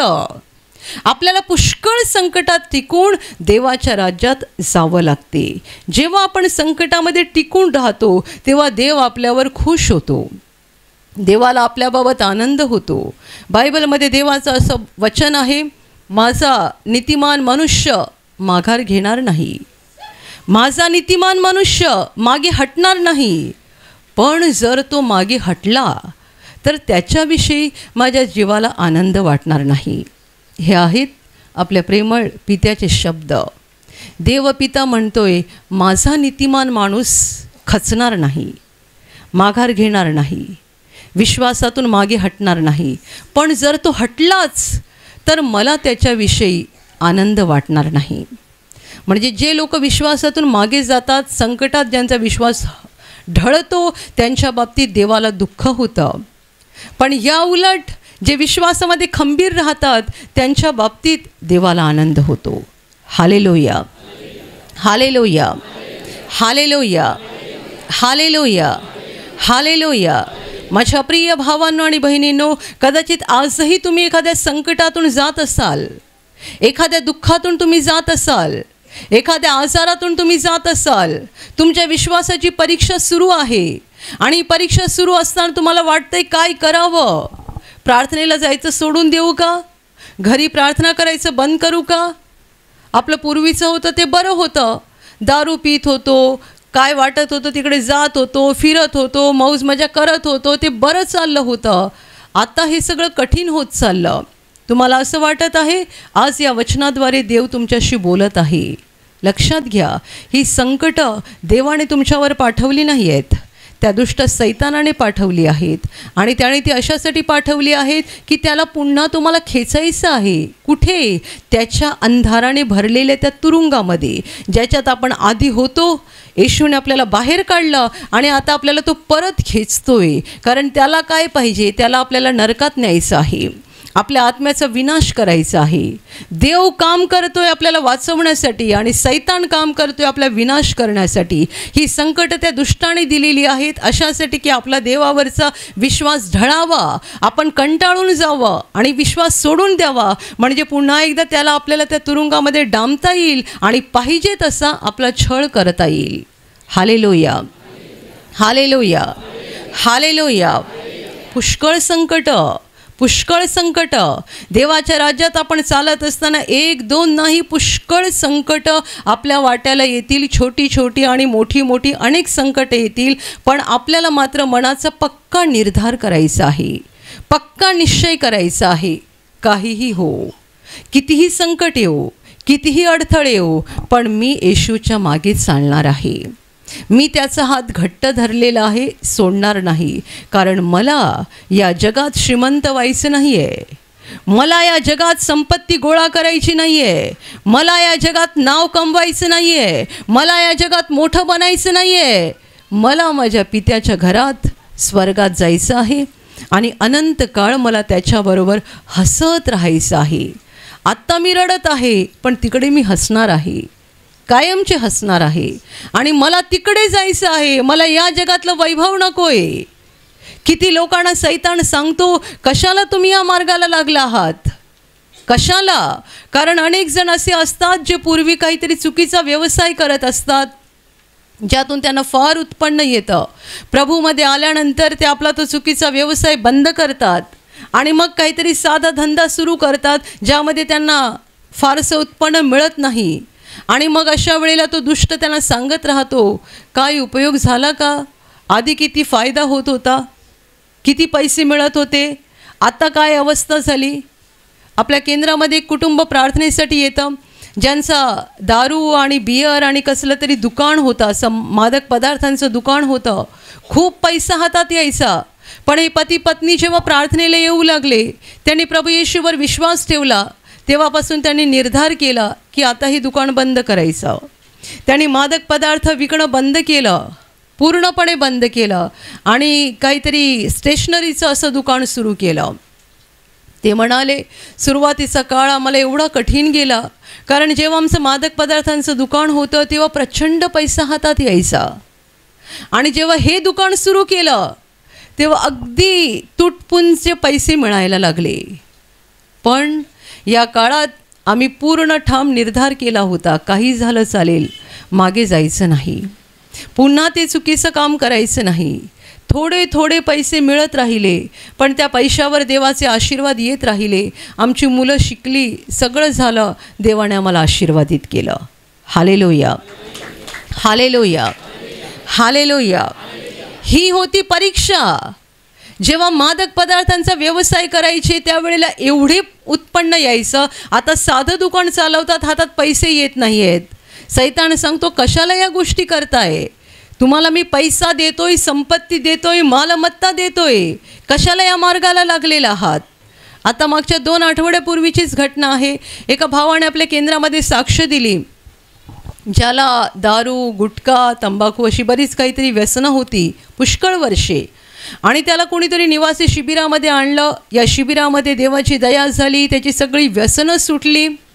आणि जेव्हा आमचे बंधू त्यांना साक्ष विचारत होते की आता तुम्ही अजिबात तंबाखू, गुटखा काही खात नाही, त्यावेळेला हा माणूस बोलताना म्हणाला, माझं दुकान आहे किराणाचं, त्याच्यामध्ये या वस्तू आहेत, पण मी खात नाही. माझं किराणाचं दुकान आहे, त्याच्यामध्ये गुटखा, तंबाखू सगळं आहे, पण मी आता त्याला हात लावत नाही. मला ते ऐकल्यानंतर राहवलं नाही. साक्ष संपल्यावर जेव्हा मी मंचावर आले तेव्हा मी ते बंधूंना सांगितलं, ज्या घाणीतून देवाने तुम्हाला बाहेर काढलं ती घाण तुम्ही तुमच्या दुकानात ठेवून दुसऱ्यांना का विकत आहात? ज्या घाणीतून देवाने तुम्हाला बाहेर काढलं ती घाण तुमच्या दुकानातून पण जायला पाहिजे. घरी गेल्यानंतर हे काढून टाका. मला माहिती आहे की त्याच्यासाठी एवढी सोपी गोष्ट नाही आहे, एवढी सोपी गोष्ट नाही आहे. का नाही आहे? कारण ह्यासाठी तर जास्त गिराईक दुकानात येतं. एक कुटुंब आपल्या केंद्रात होतं, पती पत्नी, 2 मुलं, 1 मुलगा 1 मुलगी. नेहमी प्रार्थनेला यायचे. घरामध्ये दुःख होती, समस्या होत्या. त्यांचं कसलं छोटं दुकान होतं खाद्यपदार्थांचं. आणि मग एक दिवस बोलता बोलता कळालं की त्यांच्या दुकानामध्ये ते तंबाखू, गुटखा, सिगारेट, विडी असले पदार्थ पण विकतात. आम्ही त्यांना सल्ला दिला की हे बंद करा विकणं. ते म्हणतात, हे कसं बंद करायचं? हे बंद केलं तर दुकानावर येणार कोण? हे घेण्यासाठीच तर लोक येतात. त्यांना आम्ही म्हटलं, तुम्ही देवाच्या वचनाप्रमाणे या गोष्टी बंद करा. ज्या गोष्टी दुसऱ्यांच्या नुकसानीला कारणीभूत होतात ते विकून तुम्ही स्वतःवर आशीर्वाद नाही तर श्राप ओढावून घेताय. त्यामुळे तुम्ही या वस्तू विकणं बंद करा. त्याने किती काळ आमचं ऐकलंच नाही, आणि जोपर्यंत त्यांनी ते सुरू ठेवलं तोपर्यंत ते प्रार्थनेला येत राहिले, पण त्यांना आशीर्वाद मात्र मिळाले नाहीत. पती पत्नी आणि 2 मुलं होती. त्या माणसाची बायको खूप आजारी होती, खूप म्हणजे खूप. प्रार्थनेला यायच्या आधी तिच्या आजारासाठी यांना स्वतःचं घर पण विकावं लागलं होतं आणि कर्जबाजारी झाले होते. प्रभूमध्ये आल्यानंतर ती काहीशी बरी झाली, पण तिला पूर्ण मुक्ती मिळत नव्हती. ज्या वेळेला आम्ही त्यांना सांगितलं की या वस्तू तुमच्या दुकानातून बंद करा, तेव्हा खूप काळ त्यांनी ऐकलं नाही. कारण त्यांना असं झालं, या वस्तू बंद केल्या तर आमचं उत्पन्न एकदम कमी होईल. पण नंतर शेवटी जाऊन त्यांना कधी पटलं, त्यांनी ऐकलं, त्याप्रमाणे केलं. आणि जेव्हा त्यांनी केलं त्यानंतर काही काळाने त्यांच्या जीवनावर देवाचे आशीर्वाद आले. त्यांची बायको आजारातून बरी झाली आणि देवाने त्यांना इतर अनेक गोष्टीद्वारे आशीर्वादित केलं. Hallelujah, hallelujah. देवाचं राज्य हे असं आहे, एका बाजूने आशीर्वाद, एका बाजूने दुःख. तुम्हाला त्याग करावा लागेल, संकटात टिकून राहावं लागेल. आधी तुम्ही ऐशारामाचं जीवन जगत होतात, आता प्रभूमध्ये तुम्हाला साधं जीवन जगावं लागेल.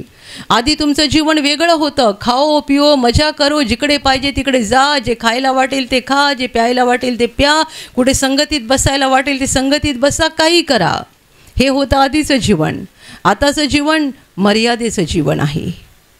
मर्यादेत राहायचं असते, देवाच्या वचनात राहायचं असतं. आणि मग संकट येतात, दुःख येतात, तो दुष्ट आमच्या कानामध्ये बोलतो, आम्हाला ओरडतो, सतावतो. पण वचन म्हणतं, आपणाला पुष्कळ संकटात पुष्कळ संकटात टिकून देवाच्या राज्यात जावे लागते. Hallelujah, hallelujah, hallelujah. पुष्कळ संकटात म्हणजे असं बोलू नका केवढी संकट, केवढी संकट, किती सहन करायचं. देवाने आपल्यासाठी जे राखून ठेवलेलं आहे अनंत जीवन, त्या वैभवापुढे इथली दुःख काहीच नाही आहेत. ज्या पौलाने येशूच्या नावासाठी खूप दुःख भोगली, खूप छळ सहन केला, तो पौल स्वतः असं म्हणतोय की आपल्यासाठी जे गौरव राखून ठेवलेले आहेत त्याच्या पुढे आत्ताच्या काळाची दुःखे काहीच नाहीत असं मी मानतो.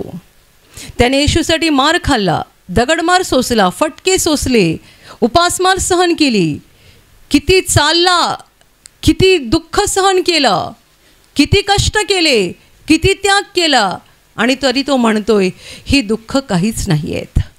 आपल्यासाठी जे गौरव प्रकट होणार आहे, देवाने आपल्यासाठी जे गौरव ठेवलेले आहेत आणि देव आपल्याला जे नंतर देणार आहेत त्याच्या पुढे म्हणजे त्याच्या तुलनेने आत्ताची दुःख, आत्ताची संकट, आत्ताचे क्लेश काहीच नाहीत असं मी समजतो. तुम्ही जर पौलाची दुःख, त्याग, कष्ट वाचले तर तुम्हाला नक्की कळेल की आपल्यापैकी कुणीही आतापर्यंत इतका त्याग केला नाही, इतके कष्ट भोगले नाहीत आणि इतकं दुःख सोसलं नाही आहे. ज्याने एवढं सोसलं तो जर असं म्हणतो तर आपण का म्हणू नये. Hallelujah, hallelujah, hallelujah, hallelujah, hallelujah. माझ्या प्रिय भावांनो आणि बहिणींनो, तुमच्या जीवनात संकट, दुःख येतील तरी घाबरायचं नाही आहे. जगावर दुःख आणि संकट येतात पण त्यांना आशा नाही आहे. आपल्याला आशा आहे की देव आपल्याबरोबर आहे. आपण बायबलमध्ये वाचतो, गुरुवारी संध्याकाळी जेव्हा येशू गेतसेमनी बागेमध्ये प्रार्थना करत होता, त्याचं दुःख सहन सुरू होण्याच्या आधी तेव्हा त्याने देवपित्याजवळ प्रार्थना केली होती, हे बापा, शक्य असेल तर हा प्याला माझ्यापासून दूर कर, पण माझ्या इच्छेप्रमाणे नको, तुझ्या इच्छेप्रमाणे होऊ दे. मानवजातीच्या पापांचा सगळा दंड, मानवजातीच्या पापांची सगळी शिक्षा येशू ख्रिस्ताला एकट्याला भोगायची होती. ते फार प्रचंड दुःख होतं, प्रचंड यातना, प्रचंड वेदना होत्या आणि ते आठवण करून येशूला रक्तासारखा घाम येत होता. रक्त पडावं तसं त्याचा घाम जमिनीवर पडत होता फक्त आठवून. आणि म्हणून तो प्रार्थना करत होता देवपित्याकडे की शक्य असेल तर हा प्याला माझ्यापासून दूर कर, पण माझ्या इच्छेप्रमाणे नको, तुझ्या इच्छेप्रमाणे कर. देवपित्याने काय केलं माहीत आहे? त्याने तो दुःखाचा प्याला येशूपासून दूर केला नाही, कारण तो जर केला असता तर आपल्याला पापांची क्षमा झाली नसती. जेव्हा येशूने अशी प्रार्थना केली तेव्हा देवाने स्वर्गातून देवदूत पाठवला आणि त्या देवदूताने येशूला शक्ती दिली. हा दुःखाचा प्याला पिण्यासाठी स्वर्गातून देव तुला शक्ती देत आहे आणि देवाने येशूला शक्ती पुरवली. आत्तापासून क्रूसावर प्राण जाईपर्यंत जे दुःख तुला सोसायचं आहे त्यासाठी मी तुला शक्ती देत आहे. Hallelujah, hallelujah, hallelujah. लक्षात ठेवा, सगळीच संकट आपल्याला बायपास करता येत नाहीत. आपण प्रार्थना करावी रक्षणासाठी, आपण प्रार्थना करावी देवाच्या कृपेसाठी, आशीर्वादासाठी, स्वतःच्या, कुटुंबाच्या, आपल्या नातेवाईकांच्या, आपल्या प्रिय लोकांच्या रक्षणासाठी आपण प्रार्थना करावी. आपल्याला आशीर्वाद मिळावे, आपण जीवनामध्ये यशस्वी व्हावं म्हणून आपण प्रार्थना करावी. पण हे सगळं करत असताना लक्षात ठेवा, आपल्याला सगळी संकट बायपास करता येणार नाही, सगळी संकट टाळता येणार नाही. काही संकटातून जावंच लागेल, काही दुःखातून जावंच लागेल. पण आपण जर येशूचे लोक आहोत तर घाबरू नका.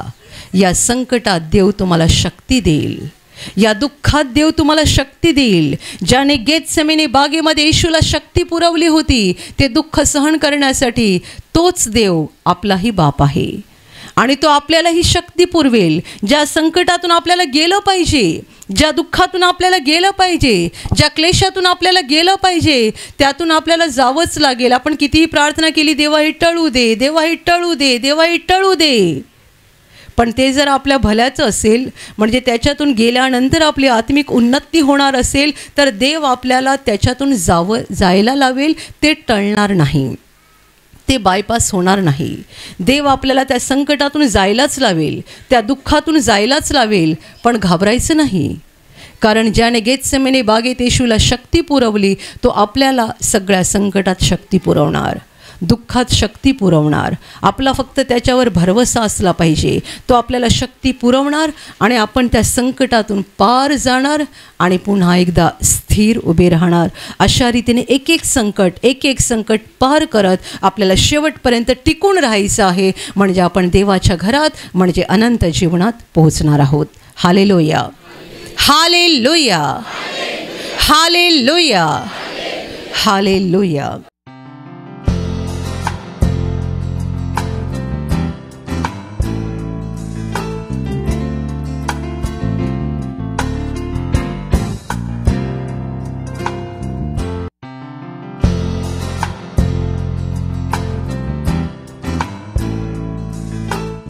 ताई तुमचं नाव सांगा.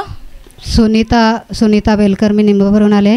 माझी अशी साक्ष आहे का गेले गुरुवारीपासून माझे रात्रीपासून म्हणजे डोळ्यांचा म्हणजे असोला पडत होती ना, ए बाजूला असं म्हणजे जाणवायचा का काहीतरी कचरासारखा असोला याचे म्हणजे अख्खे रात्र ना दिवस चालूच. मी रात्र ना दिवस म्हणजे रात्रीसुद्धा डोळ्यातून पाणी निघत होतं. पाणी निघाय चालूच. तर गेल्या आठवड्यात गुरुवारच्या दिवशी गुरुवार ते शुक्रवार शनिवारपर्यंत मी रुमाल म्हणजे पाठी छेंडवायची, ते असोला जशी पडायची तशी मी पुसायची. मग माझ्या मनात काय असं पण मी म्हणजे मनात करी का देव आहे असा, तर मी ते तेल टाकीतच म्हणजे अख्खा दिवस ते तेल म्हणजे सतत टाकायची, रात्र पण टाकायची न. तो बारका छोटासा फोटो तो शेखाल घालून नाही जायची. म्हणजे शनिवारपासून होता म्हणजे रात्रपर्यंत. मग रविवारपासून म्हणजे अख्खा मुक्त झाला. रविवारी तुम्ही अख्खे पूर्ण मुक्त झाले. मग काहीच नाही, डोळ्यांना काहीच नाही मग वाटला. ताई डोळे उघडा. ताई मला सांगा की जेव्हा गुरुवारच्या दिवशी तुमच्या डोळ्यातून अचानक पाणी यायला लागलं. अचानक पाणी यायला लागला काय? डाव्या डोळ्यातून. डाव्या डोळ्यातून. आणि रात्र ना दिवस म्हणजे रात्री सुद्धा पाणी येतच होतं. पाणी निघाय चालूच असा, असला पडाय चालूच असा. गुरुवारच्या दिवस गुरुवारपासून शनिवारपर्यंत तुम्हाला असा त्रास सुरू होता. 3 दिवस. रात्री झोप कसं लागायची तुम्हाला? झोप लागायची म्हणजे झोपायची मी, तरी पण म्हणजे झोपायची असं कसे बसे तुम्ही झोपायची, झोप लागायची, पण पाणी येणं सुरूच असायचं, चालूच असायचं. आणि तुम्ही विश्वासाने तेलाचा वापर करत राहिले, प्रार्थनेचं तेल तुमच्या डोळ्यात टाकत राहिले. आणि प्रभूचा जो फोटो आहे लहान तो तुम्ही उशीखाली ठेवून झोपत होते. झोपून ठेवायची ना, म्हणजे वचन सतत बोलायची, घुडके टाकून ना, परत सांज सकाळ घ्यायची.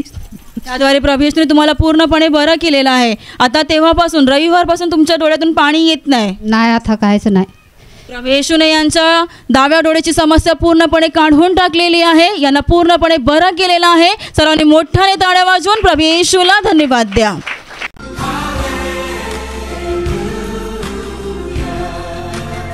या भाऊंचं नाव रमेश आहे. ते सांगतात गेल्या 15 वर्षापासून त्यांना दारूचं आणि तंबाखूचं व्यसन होतं. ते सोडण्याचा त्यांनी फार प्रयत्न केला परंतु सोडत नव्हते.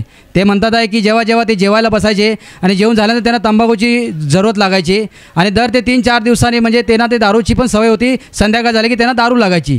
ह्या समस्येसाठी ते सांगतात की 1 महिन्यापूर्वी प्रार्थनेसभेत आले. त्यांच्या एका ओळखीच्या व्यक्तीने त्यांना प्रार्थनेसभेबद्दल सांगितलं. ते सांगतात की ते स्वतःसाठी नाही पण त्यांची पत्नी आजारी होती. त्या आजारी ती असल्यामुळे त्यांच्या पत्नीला घेऊन ते इथं प्रार्थनेत आले आणि ते प्रार्थनेत आल्यानंतर ते सांगतात की प्रभूची दया त्यांच्यावर अशी झाली की प्रभूने त्यांचं मन बदललं. आता ते सांगतात की जवळजवळ हा त्यांचा 4था शनिवार आहे. जवळ 20 ते 25 दिवस झालेले आहे. त्यांनी दारूला पण हात लावले नाही आणि तंबाखू पण खाल्ले नाही आहे. 15 वर्षाच्या दारूच्या आणि तंबाखूच्या या भयानक व्यसनातून प्रभू येशूने यांना मुक्त केलेलं आहे. म्हणून तुम्ही सर्वांनी जोरात टाळ्या वाजवून प्रभू येशूला धन्यवाद द्या.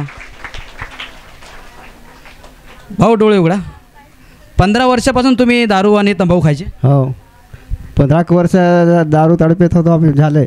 आणि जेव्हा माझी बायको इकडे आणली ना तेव्हा त्या दिवशीपासून माझी तंबाखू दारू पिण्याची इच्छा पण झाली.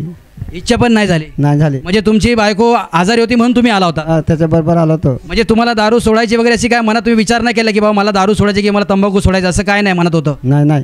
तुमच्या बायकोच्या आजारामुळे तुम्ही इथं आलात. आणि मग तेव्हा काय झालं? तेव्हा मी मनात काय म्हणजे नशा नाही करायची आता असं. म्हणजे तुम्हाला कळलं म्हणजे दारू पिणं हे चुकीचं आहे आणि तंबाखू खाणं हे वाईट आहे, तेव्हा तुम्हाला प्रार्थनेत कळलं? तेव्हापासून आता त्या दिवशीपासून ज्या दिवशी आलो त्या दिवसापासून बंद झाले. तुम्ही ऐकताय या भाऊंची साक्ष. ते सांगता की त्यांच्या बायको आजारी आहे म्हणून ते आलेले स्वतःच्या समस्येसाठी आले नव्हते, परंतु देवाची दया बघा, त्यांचं व्यसन प्रभूने सोडवलेलं आहे. म्हणजे दारू तुम्हाला सतत लागायची का कसं काय? नाही सतत नाही, 2 दिवसाची तरी प्यायची, 2-3 दिवसात प्यायची, पण आता नाही पित. आता नाही पित? नाही. म्हणजे 2-3 दिवसात तुम्हाला लागायची. थोडी. आणि तंबाखू? तंबाखू तर दिवसाला 4-5 वेळा खातो. दिवसाला 4-5 पुड्या खायचे? नाही, म्हणजे 4-5 वेळा खायचे. म्हणजे जेवलं पण तर लागायची? असं जीवनात थोडा जीवन असला तरी पण आठवण यायची, तावत का तंबाखू खायला लागेल. समोर जेवण असलं की तंबाखूची आठवण यायची? तरी आठवण यायची. आणि आता? आता नाही. आता नाही. आता बिलकुल नाही. तंबाखू सुटला? तंबाखू. दारू पण सुटली. तुम्ही ऐकताय? पहा देवाचं प्रेम किती छान आहे बघा. ते पत्नीच्या आजारासाठी आलेले, परंतु देवाने त्यांना व्यसनातून मुक्त केलं आहे. देवाच्या या महान प्रेमाबद्दल तुम्ही सर्वांनी जोरात टाळ्या वाजून प्रभू येशूला धन्यवाद द्या.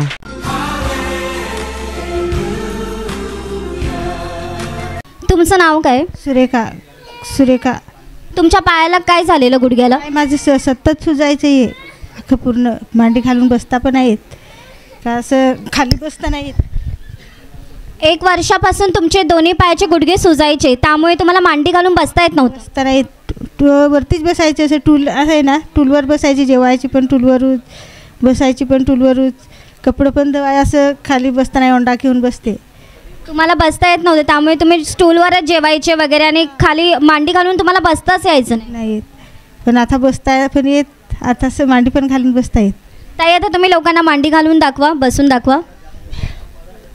आता तुम्ही सहज मांडी घातली, तसं घालता येत नव्हतं? हां, नाही घालता येत, तसं पाय सरळ करून बसायचे. 1 वर्ष? हां, 1 वर्ष दररोज तुम्ही जेवताना पण खाली नाही बसायचे? नाही. स्टूल, टेबल वगैरे घ्यायचे? हां, त्याच्यावर बसून जेवायची, सबन काम करायची त्याच्यावर बसून, टेबलवर बसून. हां. अशी मांडी घालता येत नव्हती 1 वर्ष? नाही.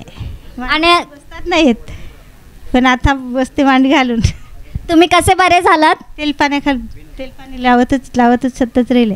विश्वासाने प्रभूकडे प्रार्थना केली, तेल पाण्याचा वापर करत राहिले, आणि आता बरे झाले? किती महिने झाले आता तुम्ही बसता असं? 1 महिना झाला. 1 महिना झाला बसते. आता जेवायला खाली बसता? हो, खालीच्या बसून आता जेवते. प्रभूने 1 वर्षाच्या त्रासातून तुम्हाला बरं केलं, गुडघेदुखी पूर्ण बंद झाली. प्रभूने त्यांना बरं केलेलं आहे. बघा, उभे राहा तर तुम्ही. आता तुम्ही व्यवस्थित बसता, काहीच म्हणजे वेदनाच होत नाही? नाही. तर सतत वेदना असायची? हां, सतत हे दुखायचं, हे कमरेपासून म्हणजे पूर्ण हे दुखायचं, बसतात नाहीत. आता मांडी घालून बसते. तुम्ही इतके आनंदी झालात, देवाने तुम्हाला बरं केलं. हां. सर्वांनी जोरात टाळ्या वाजवून प्रभू येशूला धन्यवाद द्या.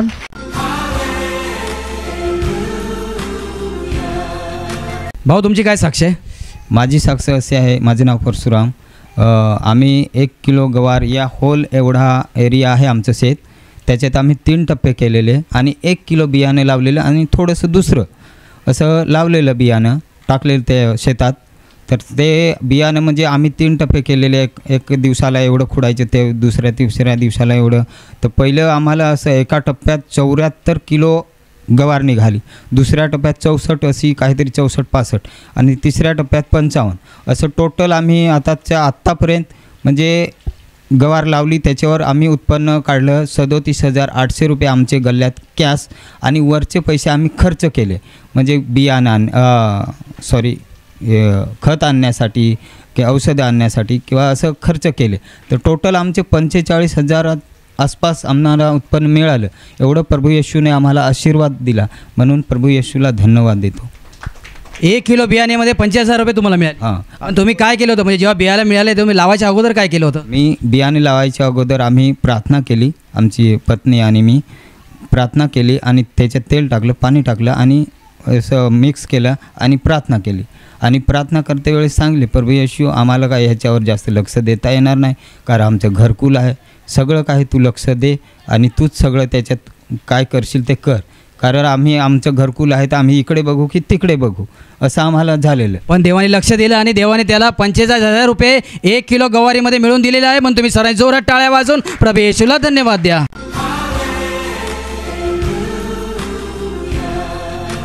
तुमचं नाव काय? मनीषा मोंढे. तुमची कोण आहे? त्या देराने आहे. काय झालं होतं त्यांना? तिला ना इकडे म्हणजे हाताला तिचे एकदम असं घामसारखं फुटायचा, आणि शेतीत एकदम असं धडासारखं, आणि पोट तिचं फुगायचं, आणि जेवायला पण तिला जमायचं नाही. खूप तिला त्रास व्हायचा. किती महिने तिला असा त्रास होता? 2-3 म्हणजे महिने झाले असतील. 2-3 महिने तिला हा त्रास होता. हृदय छाती धडधडायची आणि हाताला घाम सुटायचा आणि पोट फुगून राहायचं. हो, आणि तिला जेवायला पण जमायचं नाही. एक दिवस तर ती मला सांगायला लागली, म्हणजे आम्ही कुठेतरी गेलेलो की घरीच असे होतो, तेव्हा ती ना एकदम घाबरलेली सारखी, आणि मी तिला हाक नाही देत होतं. मी तिला हाक नाही द्यायची. त्याच्यानंतर तिचा मुलगा, लहान मुलगा आला आणि सांगायचा की आमची आई रडायला, मम्मी आमची रडायला लागलेली आहे. तर मला लगेच देवाचं आठवण आले आणि मी गेले आणि मी तिला असं, म्हणजे ती रडायला लागलेली ना, तिची आसुल्या पुसायला लागली. का तू घाबरतेस? घाबरू नकोस, तू गप राहा, देव आहे असं, देवाला हाक मार आणि वचनं बोल. तेव्हा ती पण खूप रडायला लागली आणि तिचं एकदम म्हणजे ना असं पोट फुगलेलं होतं. तर मी पण असं, म्हणजे ती मला सांगायची, मी फार म्हणजे घाबरले. तेव्हा मी सांगायची घाबरू नकोस, देव आहे असं. तर मी गेली आणि तिकडे अशी म्हणजे राहिली. तेव्हा ती मग माझी मागेच आली. तर मी लगेच, म्हणजे माझी बहीण आहे ना भाविका गांगोडे, ती मला सांगायची ना प्रत्येक वेळेस मला देवाचेच सांगते. तर मला तिचा आठवला आणि मी लगेच केंद्रामध्ये फोन लावला आणि फोन लावता तिला फोन लावला आणि सांगितली समस्या आणि तिला वचन ऐकायला लावलं. तेव्हा ती चांगली झाली. म्हणून मी प्रभू येशूला मनापासून धन्यवाद देते. त्यानंतर प्रभूची दया होत गेली. आता ते बरे झालं. आता किती महिने झाले ते बरे आहेत? झाले असेल 1-1.5 महिना. 1-1.5 महिना झाला प्रभूने त्यांना बरं केलं आहे. ताई, तुम्हाला काय त्रास व्हायचा? हात पहिला मुंग्या यायच्या आणि पोट फुगायचा आणि घाम यायचा हाताला तळपायला, आणि हृदयाचे ठोके जोरजोरात वाजतायत. पोट असं धडधड असं व्हायचं आणि भीती फार येत होती. भीती खूप वाटायची. आणि जेवण जात नव्हतं? जेवत पण नाही होतं. म्हणजे एक टाइम तरी व्यवस्थित जेवायचे की नाही? नाही. एक वेळेला पण व्यवस्थित जेवत नव्हतं? नाही, थोडा पण नाही. असं मग कणेरी करून पित होतं. थोडं कणेरी पित होता? हो. आणि मग तुमच्या नातेवाईकांनी प्रार्थना ऐकायला सांगितली? हो, मग ही ताईने मला सांगलं काय प्रार्थना आहे, कसं घेस नको असं सांगितलं. आणि त्याद्वारे काय झालं मग तुमच्या जीवनात? बरं झालं. मग तुम्ही प्रार्थना केली आणि प्रभूने तुम्हाला बरं केलं? हो. आता तुम्हाला काहीच त्रास होत नाही? आता व्यवस्थित जेवता? व्यवस्थित जेवतो आता. आणि आता हृदयात पण धडधड होत नाही, पोट फुगत नाही? नाही, तसं काहीच नाही होत आता. प्रभू आणि सिस्टर ना, म्हणजे तिच्या भावाने ना सांगितलेलं की ती तिच्या नातेवाईकाकडे गेलेली आणि सांगितलं की तू प्रार्थनेत चल, असं बेस नाही होत होते ना, तर प्रार्थनेत चल. तर तिने मला पण फोन लावला की माझा भाऊ मला सांगतो की मी जाऊ का नको. तर मी लगे आनंदित झाली, कारण मी यांच्यावरून ना विनंती पण पाठवायची आणि प्रार्थनेत यायची नाही म्हणून तुम्ही विनंती पाठवायचे. पण प्रभूने तुमची प्रार्थना ऐकली, आता प्रार्थनेला येते. तिने खुद सांगितलं की मी ताई येऊ का. तर मी सांगितलं चल बरं, माझ्या जोडीला चल, मी तुला घेऊन जाईन. आणि खरंच सांगते, मला खूप आनंद होतो का माझी देर आणि देराणी येतात, सगळे येतात, मला खूप आनंद होतो. तुमच्या कुटुंबाला प्रभूने आशीर्वादित केलंय. सर्वांनी जोरात टाळ्या वाजून प्रभू येशूला धन्यवाद द्या.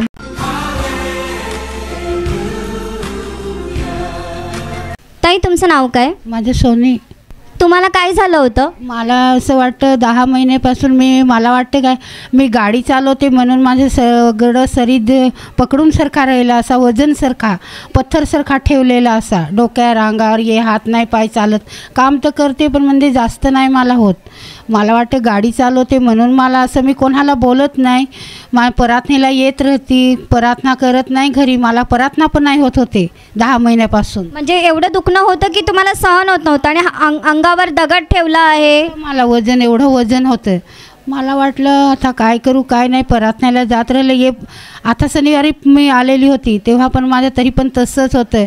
मग आता शनिवारी आता आली तर इथे बर्दर आलं टेरेसवर का काय माहिती, मी खाली बसलेले होते, मला नाही दिसलं बर्दर आले का कोण आलं. पण म्हणजे तिथेच मी अशी पडून गेली, तेव्हा काय असा झटका असा निघून गेला.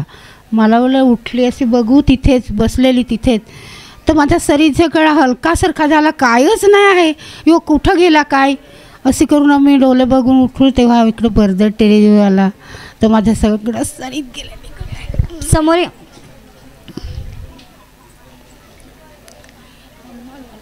10 महिने तुम्हाला हा त्रास होता? हो, कायच असं काम नाही होत, मला पाणी नाही घ्यायला होत, काय नाही असं. मी कोणाला बोलत नाही, कायच घरचं पण मी काम करत राहू, थोडं थोडं करत राहू, पण कोणाला नाही बोलत. मला एक ना एक दिवस देव प्रभू मला चांगलं करेल असं विश्वास करून राहिली 10 महिन्यापासून. पण आणि देवाने तुमचे विश्वास पाहिला आणि आज प्रभूने तुमच्यावर दया केली. मला गाडी चालव तेव्हा दुखतं असं बोलतं, गाडी चालव तेव्हा दुखते असं सगळं. कोई माझी बहिणी बोलायची, तू गाडी चालवत म्हणून तुझ्या शरीर. तुम्ही ॲक्टिवा चालवता म्हणून तुम्हाला असा त्रास होता असं तुम्हाला जाणवायचं? हां, जाणवायचं. पण मला आज मला काय झालं, सगळं निघून गेलं. मला ना एवढं शरीर धनका झालं. देवाला मी धन्यवाद देतो, बर्दनला पण धन्यवाद देतो. प्रभूने आज तुमच्यावर दया केली आणि प्रवचनाच्या वेळेतच प्रभूने तुम्हाला बरं केलं. हो हो. प्रभूने त्यांची प्रार्थना ऐकलेली आहे. सर्वांनी जोरात टाळ्या वाजवून प्रभू येशूला धन्यवाद द्या.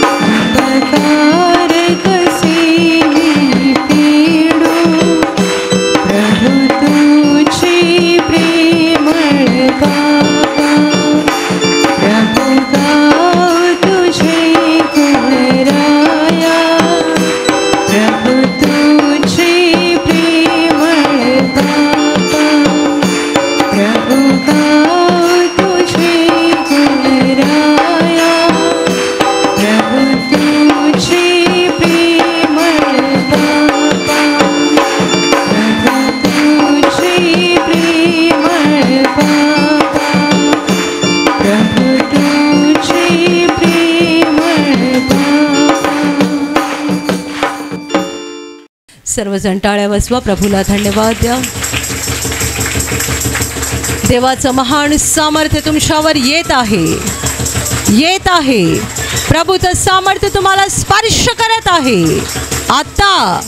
आता या क्षणाला प्रभूचं सामर्थ्य तुम्हाला स्पर्श करत आहे.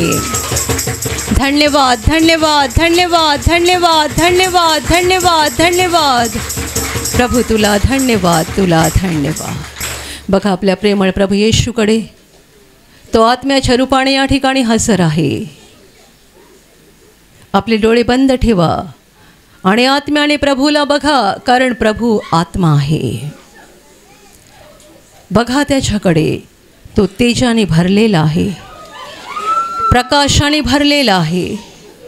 जे विश्वासाने त्याच्याकडे बघतात ते सगळे प्रकाशित होतात. त्यांच्या आत्म्यातला अंधार निघून जातो. बघा त्याच्या प्रेमाकडे, बघा त्याच्या सामर्थ्याकडे. तुम्ही जीवनात दुःखी असाल, कष्टी असाल, आजारी असाल, घाबरू नका. तुम्ही माणसाकडे नाही, जिवंत देवाकडे आला आहात, जो तुमच्यावर प्रेम करतोय, ज्याला तुमची काळजी आहे आणि जो सामर्थ्याने भरलेला आहे. त्याच्यासाठी अशक्य असं काहीच नाही आहे. तुमचं ओझं त्याच्या हातात द्या, तुमचं दुःख त्याच्या हातात द्या. त्याच्यावर पूर्ण भरवसा ठेवा, पूर्ण विश्वास ठेवा. तुमचे आजार, तुमचं दुःख, तुमच्या वेदना, तुमच्या समस्या सगळं त्याच्या हातात द्या आणि त्याला सांगा, हे प्रभो, माझा तुझ्यावर विश्वास आहे, माझा तुझ्यावर विश्वास आहे. तू खरा आहेस, तू खरा आहेस, तू खरा आहेस, तू जिवंत आहेस, तू जिवंत आहेस, तू विश्वसनीय आहेस, तू विश्वसनीय आहेस. तू मला सोडणार नाहीस, तू मला सोडणार नाहीस, कधीच नाही, कधीच नाही. तू मला कधीच टाकणार नाही. माझा तुझ्यावर विश्वास आहे. आपल्यासाठी प्रभू येशू ख्रिस्त स्वर्गाचा वैभव सोडून या जगात आला. आपल्यासाठी त्याने क्रूसावर बलिदान केलं. त्याने आपली पापं घेतली, आपले आजार घेतले, आपली दुःख घेतली आणि तो तडफडत क्रूसावर मरण पावला. तिसऱ्या दिवशी वैभवाने जिवंत झाला. होय, आपला प्रभू जिवंत आहे आणि तो इकडे हजर आहे. त्याला बसलेल्या माराने आपण निरोगी झालो. त्याने वाहिलेल्या रक्ताने आपल्याला पाप क्षमा झाली. त्याच्या क्रूसामुळे आपलं तारण झालं. प्रभूच्या या अनंत प्रेमाबद्दल त्याला धन्यवाद द्या. आपले दोन्ही हात स्वर्गाच्या दिशेला उंच करा आणि हृदय उघडून त्याला सांगा, प्रभू तुला धन्यवाद, तुला धन्यवाद, तुला धन्यवाद. तुझं प्रेम महान आहे, तुझी दया महान आहे. तू मला वाचवलास, तू मला वाचवलास, मला नवीन जीवन दिलं, मला बरं केलंस, मला क्षमा केलीस, माझी पापं धुतलीस, मला अनंत जीवन दिलं. तुला धन्यवाद, तुला धन्यवाद. तू माझा प्रभू आहे, तू माझा पिता आहेस, तू माझा तारणारा आहेस, तू माझा आधार आहेस, तू माझा स्वामी आहेस, तू माझ्या हृदयाचा राजा आहेस. तुला धन्यवाद, तुला धन्यवाद, तुला धन्यवाद, तुला धन्यवाद. आणि आता आपल्या प्रेमळ प्रभू समोर शांत व्हा. तो जीवनाचा प्रभू आहे, जो आपल्या पापांची क्षमा करून आपल्याला विपुल जीवन देतो. त्याच्या समोर आपलं हृदय उघडा. आठवण करा, तुमच्या मनात कुणाबद्दल राग आहे आणि त्या सगळ्यांना क्षमा करा, कारण ही आपल्या प्रभूची आज्ञा आहे. आपण आपल्या प्रत्येक अपराधाला, प्रत्येक वैराला क्षमा केली पाहिजे. ज्याने ज्याने तुम्हाला त्रास दिला, तुमचा छळ केला, अपमान केला, दुःख दिलं, विश्वासघात केला, त्यांची आठवण करा. तुमच्या मनात स्वतःच्या नवऱ्याविषयी राग असेल, बायकोविषयी राग असेल, आई वडील, मुलगा मुलगी, भाऊ बहीण, सासू सासरे, सून जावई, घरातले कोणीही किंवा शेजारी, नातेवाईक, ओळखीचे लोक, कुणाबद्दलही मनात राग असेल, त्यांचे चेहरे डोळ्यासमोर आणा आणि खऱ्या मनाने बोला, प्रभू येशूच्या नावाने आज मी तुला क्षमा करत आहे. प्रभू येशूच्या नावाने आज मी तुला क्षमा करत आहे.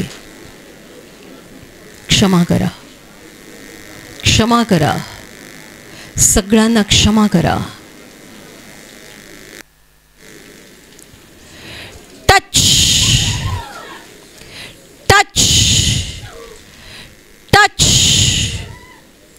आणि आता आपली स्वतःची पापं कबूल करा. आपण सांगण्याआधी देवाला सगळं माहिती आहे, म्हणून काही लपवू नका, काही झाकू नका. उघड करा देवासमोर आपली पापं, मनातले वाईट विचार, डोळ्यांनी पाहिलेल्या वाईट गोष्टी, तोंडातून निघालेले वाईट शब्द, कोणाला शिव्या दिल्या, कुणाची निंदा केली, चेष्टा केली, खोटं बोललात, कबूल करा. जीवनातली गुप्त पापं देवासमोर उघड करा. चोरी करणं, व्यभिचार, दुसऱ्यांना लुबाडणं, गर्वाने वागणं, स्वार्थाने वागणं कबूल करा. तुम्ही जीवनात केलेली वाईट कामं सगळी कबूल करा आणि देवाला सांगा, हे प्रभू, मी कबूल करतोय, मी कबूल करते, मी ही पापं केली आहेत, माझ्याकडून ही पापं झाली आहेत, मला मान्य आहे, मला कबूल आहे, मी पडलो आहे, मी पडले आहे, मी तुझ्या वचनाविरुद्ध वागलो आहे, मला कबूल आहे. Touch touch touch. आणि आता या पापांसाठी रडा आणि पश्चाताप करा, कारण देवाला तुटलेलं हृदय आवडतं. भागणं हृदय, पश्चातापी हृदय देवाला आवडतं. रडा आपल्या पापांसाठी आणि त्याला सांगा, हे प्रभो, मी एक पापी व्यक्ती आहे, मी खूप पापं केली आहेत, मी तुला दुःख दिलं आहे, मला वाईट वाटतंय, मला वाईट वाटतंय, मी पापी आहे प्रभो, मी पापी आहे, मी महापापी आहे, माझ्या पापांसाठी मला दुःख होत आहे, मला वाईट वाटतंय. Touch touch touch. आणि आता पापांची क्षमा मागा. आपल्या पापक्षमेसाठी आपल्या प्रभूने कसं बलिदान केलं आहे त्याची आठवण करा. आत्म्याच्या डोळ्याने प्रभूच्या क्रूसाकडे बघा. आपले हात उंच करा आणि हृदयातून त्याला हाक देऊन सांगा, प्रभू येशू, मला क्षमा कर, मला क्षमा कर, मला क्षमा कर, मी पापी आहे प्रभू, मी पापी आहे, मी महापापी आहे, माझं पाप्यावर दया कर, दया कर माझ्यावर, दया कर माझ्यावर, मला क्षमा कर. तुझ्या रक्ताने मला धुवून काढ, तुझ्या रक्ताने माझा आत्मा शुद्ध कर, माझा आत्मा शुद्ध कर. प्रभू दया कर, दया कर, माझ्यावर दया कर, मला क्षमा कर, क्षमा कर, मला क्षमा कर. आणि आता विश्वासाने आजारी भागावर हात ठेवा. एका क्षणात प्रभू येशू तुम्हाला स्पर्श करून बरं करील. जिथे आजार आहे तिथे पूर्ण विश्वासाने हात ठेवा आणि तिथे हात ठेवणं शक्य नसेल तर आपल्या छातीवर हात ठेवा. ही प्रभूची वेळ आहे, ही प्रभूची घटका आहे. स्वर्ग तुमच्यासाठी उघडलेला आहे. तुमच्या शरीरातील सर्व आजार प्रभू येशूच्या पवित्र नावाने या क्षणाला निघून जावोत. शरीरातल्या गाठी नष्ट होत, शरीरावरचे डाग नष्ट होत, जखमा सुकून जावोत, सोस निघून जावो, तुटलेली हाडं जोडली जावोत. मानसिक आजार प्रभू येशूच्या नावाने पूर्णपणे नष्ट हो. तुमच्या शरीरातला प्रत्येक अवयव जो सैतानाने बांधून ठेवला आहे, प्रभू येशूच्या नावाने या क्षणाला तो मुक्त हो, मुक्त हो. आंधळे पाहायला लागोत, मुके बोलायला लागोत, बहिरे ऐकायला लागोत, लंगडे चालायला लागोत, कुष्ठरोगी शुद्ध होत, पक्षघाती उठावले जावोत. ज्यांच्यामध्ये अशुद्धात्मे आहेत त्या सर्व अशुद्धात्म्यांनो प्रभू येशूच्या नावाने मी तुम्हाला आज्ञा देत आहे, या क्षणाला यांना सोडून निघून जा आणि पुन्हा त्यांच्यात शिरू नका. ज्यांना नोकरी नाही आहे त्यांना प्रभू नोकरी देऊ. ज्यांचा धंदा आहे त्यांच्या धंद्यावर प्रभूचे आशीर्वाद देवोत. ज्यांच्याकडे घर नाही आहे त्यांना प्रभू घर देवो. ज्यांना मूलबाळ नाही आहे त्यांना प्रभू मूल देवो. जे कर्जबाजारी आहेत ते कर्जातून मुक्त होत. जे व्यसनाधीन आहे ते व्यसन मुक्त होत. ज्यांच्या घरात भांडणं आहेत त्यांच्या घरात प्रभू येशूची शांती येवो. तुमच्या जीवनातील आणि कुटुंबातील प्रत्येक आजार, दुःख, संकट प्रभू येशूच्या पवित्र नावाने या क्षणाला निघून जाओ आणि तुमच्यावर आणि तुमच्या कुटुंबावर प्रभू येशूचे महान आशीर्वाद येवो. जोरदार टाळ्या वाजवा, प्रभूला धन्यवाद द्या.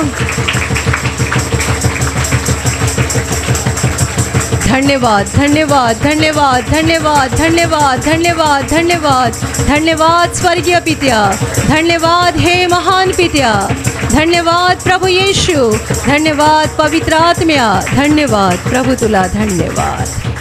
Hallelujah hallelujah hallelujah. आशीर्वादासाठी दोन्ही हात उंच करा आणि याच वेळेला घरून आणलेलं तेल, पाणी, रुमाल किंवा इतर ज्या वस्तूंवर तुम्हाला आशीर्वाद हवा आहे त्या देखील हातात धरून उंच करा. प्रभू येशू त्यावर आता आशीर्वाद देईल. तुम्हा सगळ्यांवर प्रभू येशूचे महान आशीर्वाद येवोत. तुम्ही जिथे जाल तिथे यशस्वी व्हाल. तुम्ही जसं बोलाल तसं घडेल. तुमच्या मनातील इच्छा प्रभू येशू पूर्ण करेल. सैतानाच्या सर्व डावपेचांपासून प्रभू येशू तुमचं रक्षण करेल. तुमचं जीवन आणि तुमचं कुटुंब प्रभू येशूच्या महान आशीर्वादाने भरून जाईल. आमेन. ज्यांना देवाचं काम करायचं आहे आणि सामर्थ्य हवं आहे तुम्ही विश्वासाने दोन्ही हात उंच ठेवा. तुम्हा सगळ्यांवर पवित्र आत्मा उतरो. हात खाली ठेवा. आता आपण तारणाची म्हणजे आत्म्याच्या मुक्तीची प्रार्थना घेणार आहोत. ही पापक्षमा आणि स्वर्ग प्रवेशाची प्रार्थना आहे. तुमच्यापैकी ज्यांनी प्रभू येशूचा स्वीकार केला नाही आहे, तुम्हाला जर आज येशूला स्वीकारून आत्म्याची मुक्ती मिळवायची असेल तर हात जोडा, डोळे बंद करा आणि माझ्या मागे ही प्रार्थना बोला. ज्यांचं तारण झालं आहे तुम्हाला ही प्रार्थना बोलायची गरज नाही आहे. हे प्रभू येशू, आज मी तुझ्यावर पूर्णपणे विश्वास ठेवत आहे. मी विश्वास ठेवतो की तू देवाचा पुत्र आहेस. तू माझ्यासाठी स्वर्ग सोडून जगात आलास. तू माझ्यासाठी क्रूसावर मरण पावलास. हे प्रभू येशू, आज माझ्या हृदयात मी तुझा स्वीकार करत आहे. तू माझा प्रभू आहेस. तू माझा मुक्तिदाता आहेस. हे प्रभू येशू, मी पापी आहे. मला क्षमा कर आणि मला तुझ्या पवित्र आत्म्याने भरून काढ. आमेन. Hallelujah hallelujah hallelujah. आणि आता आपण शेवटचं गीत गाणार आहोत.